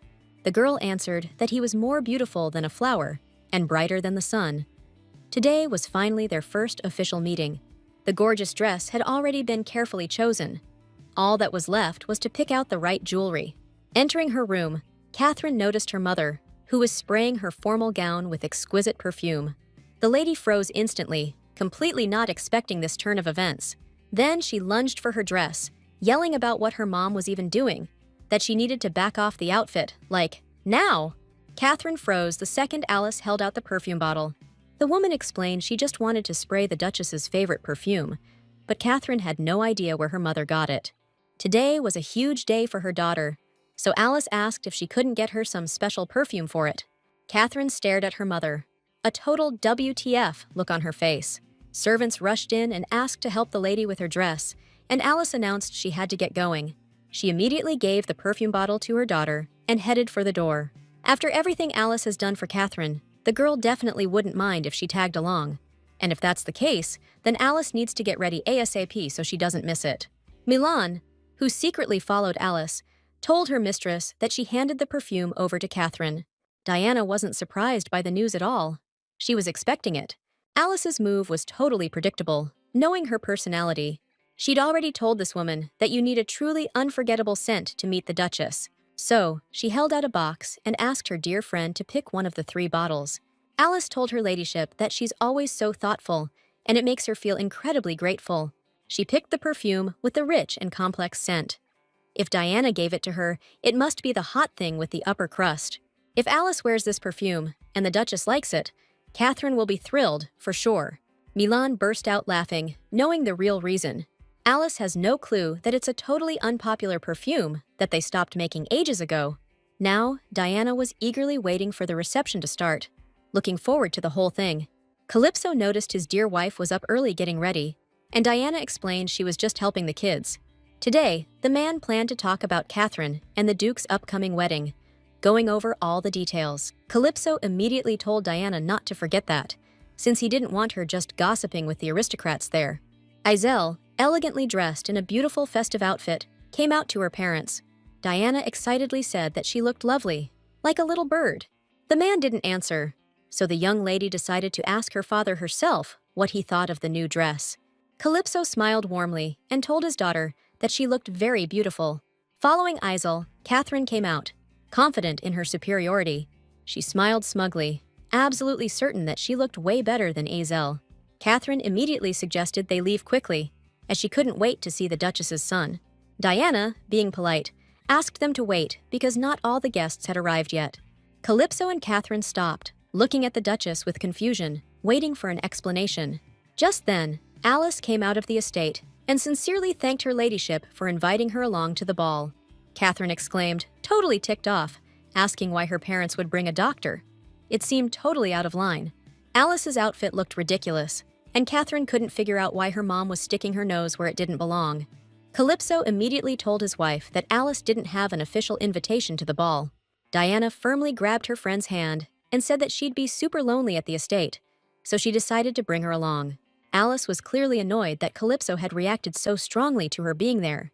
Earlier, Alice had told her ladyship that she wanted to rent a dress to match the perfume, but Diana said she was way too busy right now. Turns out, the woman had sold all her dresses to pay for a pricey order, and she only had one fancy dress left. Calypso didn't argue anymore and just told the ladies to hurry it up. The aristocrat genuinely thanked Duchess Aberg for inviting him to such a wonderful evening. Serena turned around, hearing a familiar, pleasant voice. Spotting the Ernst family, she greeted them happily, gushing with delight. Diana said the reception was fantastic, and Serena immediately thanked her ladyship for the kind words. Calypso gave a polite nod when the Duchess greeted him personally. The woman sincerely thanked everyone for coming to the party. As soon as Serena noticed the unfamiliar lady, Isel stepped forward, greeted her, and introduced herself. Diana explained that she's her daughter from the Forest Marquis family. The girl's parents passed away, so they decided to adopt her. Catching a whiff of the lady's perfume, which started with peach notes and transitioned into freesia, Serena said it was her favorite combination. Isel thanked her immediately, explaining that her grandfather had given her the oil. Suddenly, Catherine burst forward, barely able to contain herself. She curtsied gracefully and asked the Duchess how she was doing. The woman immediately caught a whiff of violet amber. That's not just any violet scent, it's the cheapest fragrance, the kind only commoners wear these days. Serena couldn't figure out why her sisters smelled different, since the Forest family wouldn't treat them unequally. So Catherine chose that perfume herself. That's why the Duchess immediately told the lady that she also had a pleasant scent. Catherine had put a lot of effort into getting ready for the party, but Serena sensed a clear disappointment. The woman decided she needed to keep a closer eye on young Lady Isel. Serena decided to introduce the guests to the man of the hour and called out loudly to her son, Sawyer. The prince approached the Ernst family and said sincerely that it was a great honor to meet all of them. They decided to introduce Isel first, since she was the eldest daughter in the family. The girl stepped forward and sincerely wished the prince a happy birthday, wishing him happiness and good health. Sawyer smiled warmly and told the lady that he was very pleased to meet her. Then Catherine approached the prince, introduced herself, and also wished the young man a happy birthday. Both ladies were charming, so Duchess Iberg suggested her son show them around the entire mansion. Isel noticed how happy Catherine was, since she would be able to spend time alone with her beloved Sawyer. The prince extended his hand and invited the beautiful ladies to follow him through the halls. First, he showed them their family's reception room, where they usually warmly welcome all arriving guests. Then they went to the luxurious library. If the ladies loved the arts, they'd find this place interesting. After that, they heard the orchestra rehearsing, the one invited for the evening event. Sawyer hadn't even seen the performance yet himself. Catherine said it was no big deal. They could watch it together. Then the young couple headed out to the beautiful terrace to enjoy the view.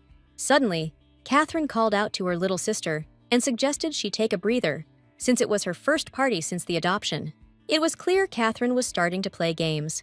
Her intentions were shady. Azel timidly said that she wanted to see the terrace too, but if Catherine wanted it, she'd stay behind. Catherine smirked and told her little sister they'd definitely catch up later. The demon Icelight immediately started yelling about Catherine's stupidity, demanding that the lady immediately look at Sawyer's face. He, oblivious to everything else, just stared at Azel, completely captivated. The noblewomen were very pleased to see Duchess Ernst again. Diana thanked everyone for their concern and said she was also thrilled to see them all.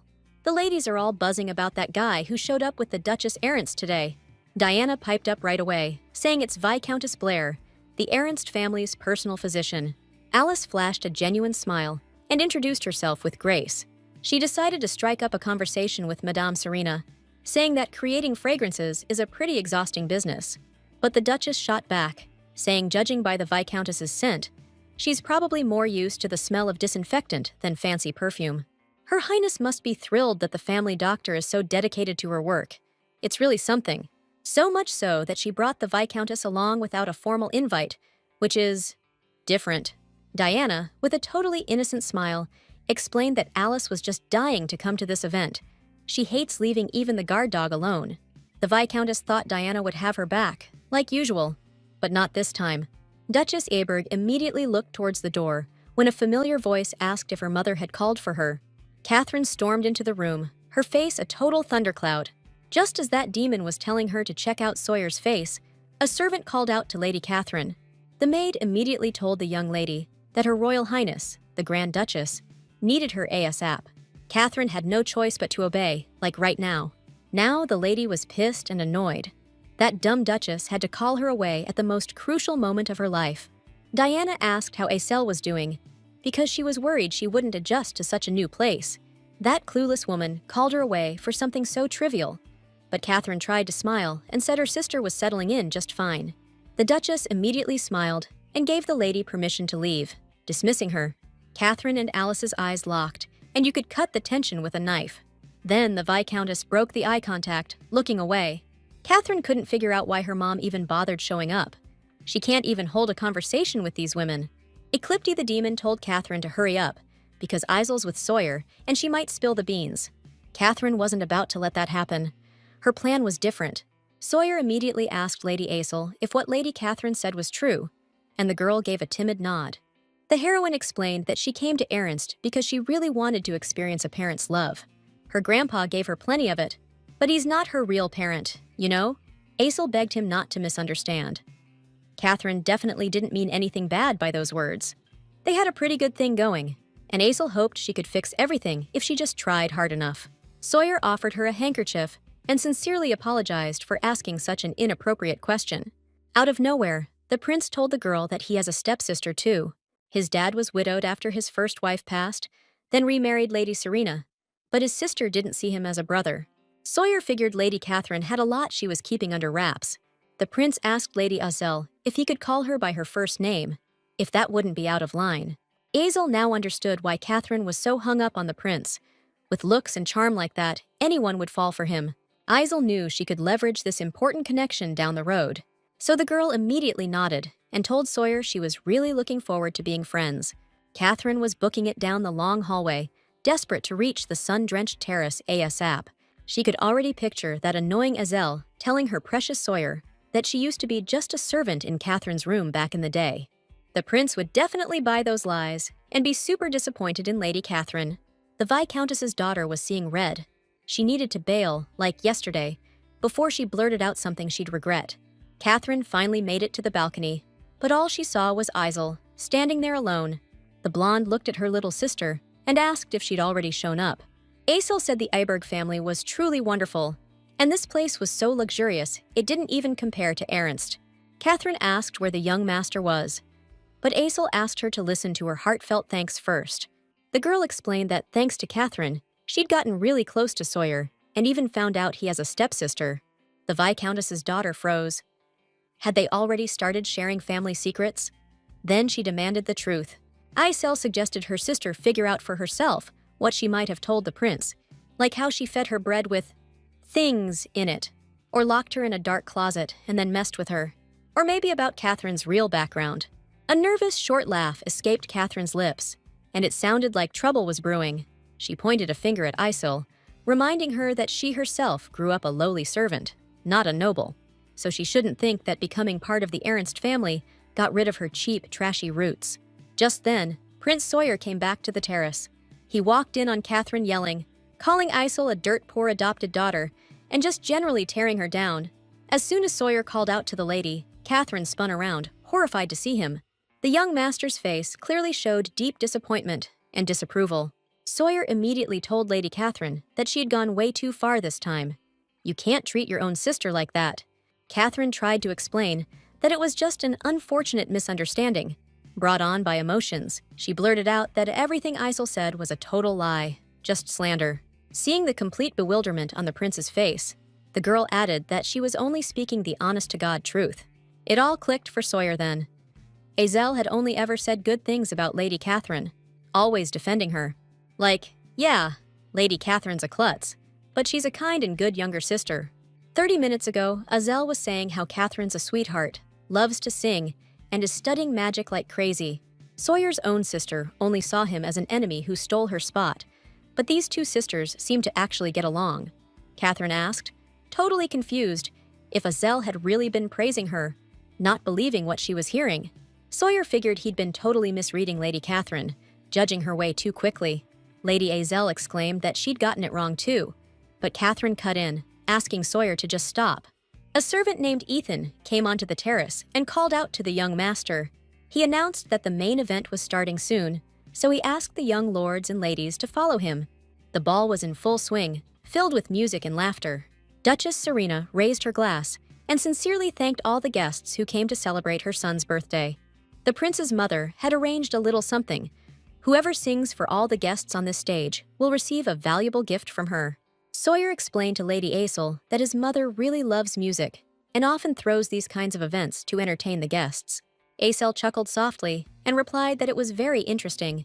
Diana noticed that Azel was already getting pretty close to Sawyer. The more they have in common, the closer they get. Catherine's gonna start sweating soon, feeling the heat. Meanwhile, Madame Serena asked those who wished to participate in the musical contest to raise their hands. Lady Catherine of the noble Ernst family was the first to raise her hand. Determined to win, Catherine walked onto the stage and turned to all the guests, standing up straight with pride. She was determined to make young Master Sawyer look at her in a whole new light. Right then and there, majestic, heart-stirring music started playing, like an announcement. Catherine immediately launched into a beautiful song, pouring her whole heart into it. The young lady's voice was truly incredible.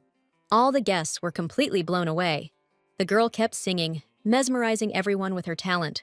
Meanwhile, as if by magic, a few mysterious cats crept up to the mansion. On the very last word, to her absolute horror, Catherine's voice cracked, and she sang it off-key. The lady froze instantly. This had never happened before, and suddenly she felt like something was seriously wrong with her voice. All the guests immediately started whispering, and Catherine felt a deep sense of shame. Suddenly, one of the aristocrats collapsed to the floor and, in a shaky, terrified voice, announced that monsters had invaded the hall. At that very moment, all the guests noticed sinister cats with red eyes that had appeared out of nowhere and now looked ready to attack. The guy was pinned against the wall as those creepy things slowly closed in, looking to take a bite. Duchess Serena was right there with him, plastered against the wall, shaking like a leaf, totally freaking out. She realized with horror they were Sabinicots, but had no clue where these monsters came from. One of those things lunged at Azel, catching her completely off guard. Sawyer saved her just in time, taking care of that beast real quick. Once the predator was out of the picture, the young, handsome prince turned to the fair Lady Azel. He walked up to her, looking worried, and asked if she was all right, if she needed any help. The girl smiled and told him she was totally fine. Everything was good. Sawyer grabbed his sword and ordered the Iberg High Guard to evacuate the guests immediately. The boy's eyes went wide as he heard his mother scream, sensing something terrible was about to happen. He jumped in to help without a second thought, risking everything. Isel spun around the second she heard her mom's voice. Diana declared that it was her daughter's turn to use her magic powers, like right now. The demon was like, "Yo, Catherine, why are you hiding?" This is her big chance to shine, but Catherine's freaking out, saying she can't do it. Gasping for air, the knight asked, "Why is this thing so damn fast and slippery?" The cats kept attacking, sinking their sharp fangs into people. Sawyer rushed to his mom, all worried, asking if she was okay and if she could move. A cat appeared next to them and bit the knight, sinking its teeth in and causing him pain. Now the Duchess is exposed, no one to protect her, so she's next on the cat's hit list. Sawyer grabbed his sword and told his mom to get out of here, to save herself while she still could. But the woman shouted that the prince was in danger too. The boy turned around and assured his mom that he was totally fine. Everything was good. Tears streamed down Serena's face. She knew her beloved son was going to get hurt, and she couldn't do a damn thing about it. One of the creatures lunged at the prince, but froze solid right in midair, just stopped dead. People were shocked to see that the rest of the creatures were encased in ice too. It was Isel, using her magic to save everyone.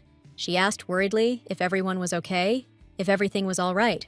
Then Isel disintegrated the creatures, and the people cheered that the young Lady Ernst had saved them.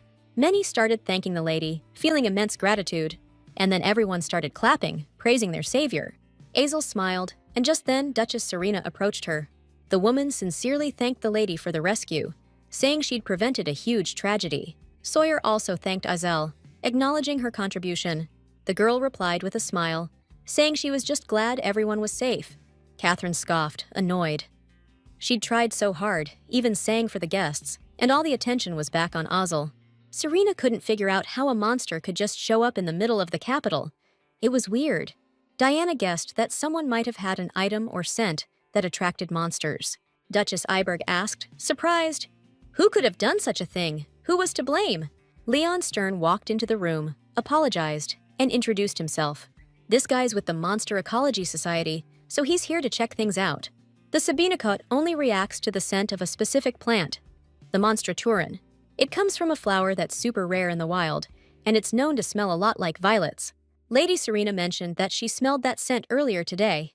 Turns out, it was coming from Lady Catherine, so the Duchess asked her what perfume she was wearing. Catherine, her voice shaking, said it was a perfume called Violet Fleur. The Duchess told Catherine that those cheap perfumes were discontinued a long time ago. Because of a manufacturing error, they added a monster-attracting scent, so the company shut down and vanished. Frowning, Duchess Aberg asked Lady Catherine how she planned to fix this mess. The girl had absolutely no idea what to say. Finally, cracking under the pressure, she screamed that the doctor gave her those perfumes. Alice froze solid the second her daughter pointed a finger at her. Diana coldly called Catherine by name, asking if all of this was actually true. The girl nodded and said she just used the perfume the doctor gave her. Duchess Ernst immediately demanded to know what Alice had done, ordering her to come back immediately. Alice tried to explain everything, but Diana and the girls turned their backs on her, not letting her say a word. The Viscountess started bawling. She couldn't believe her own daughter, Catherine, could do this to her.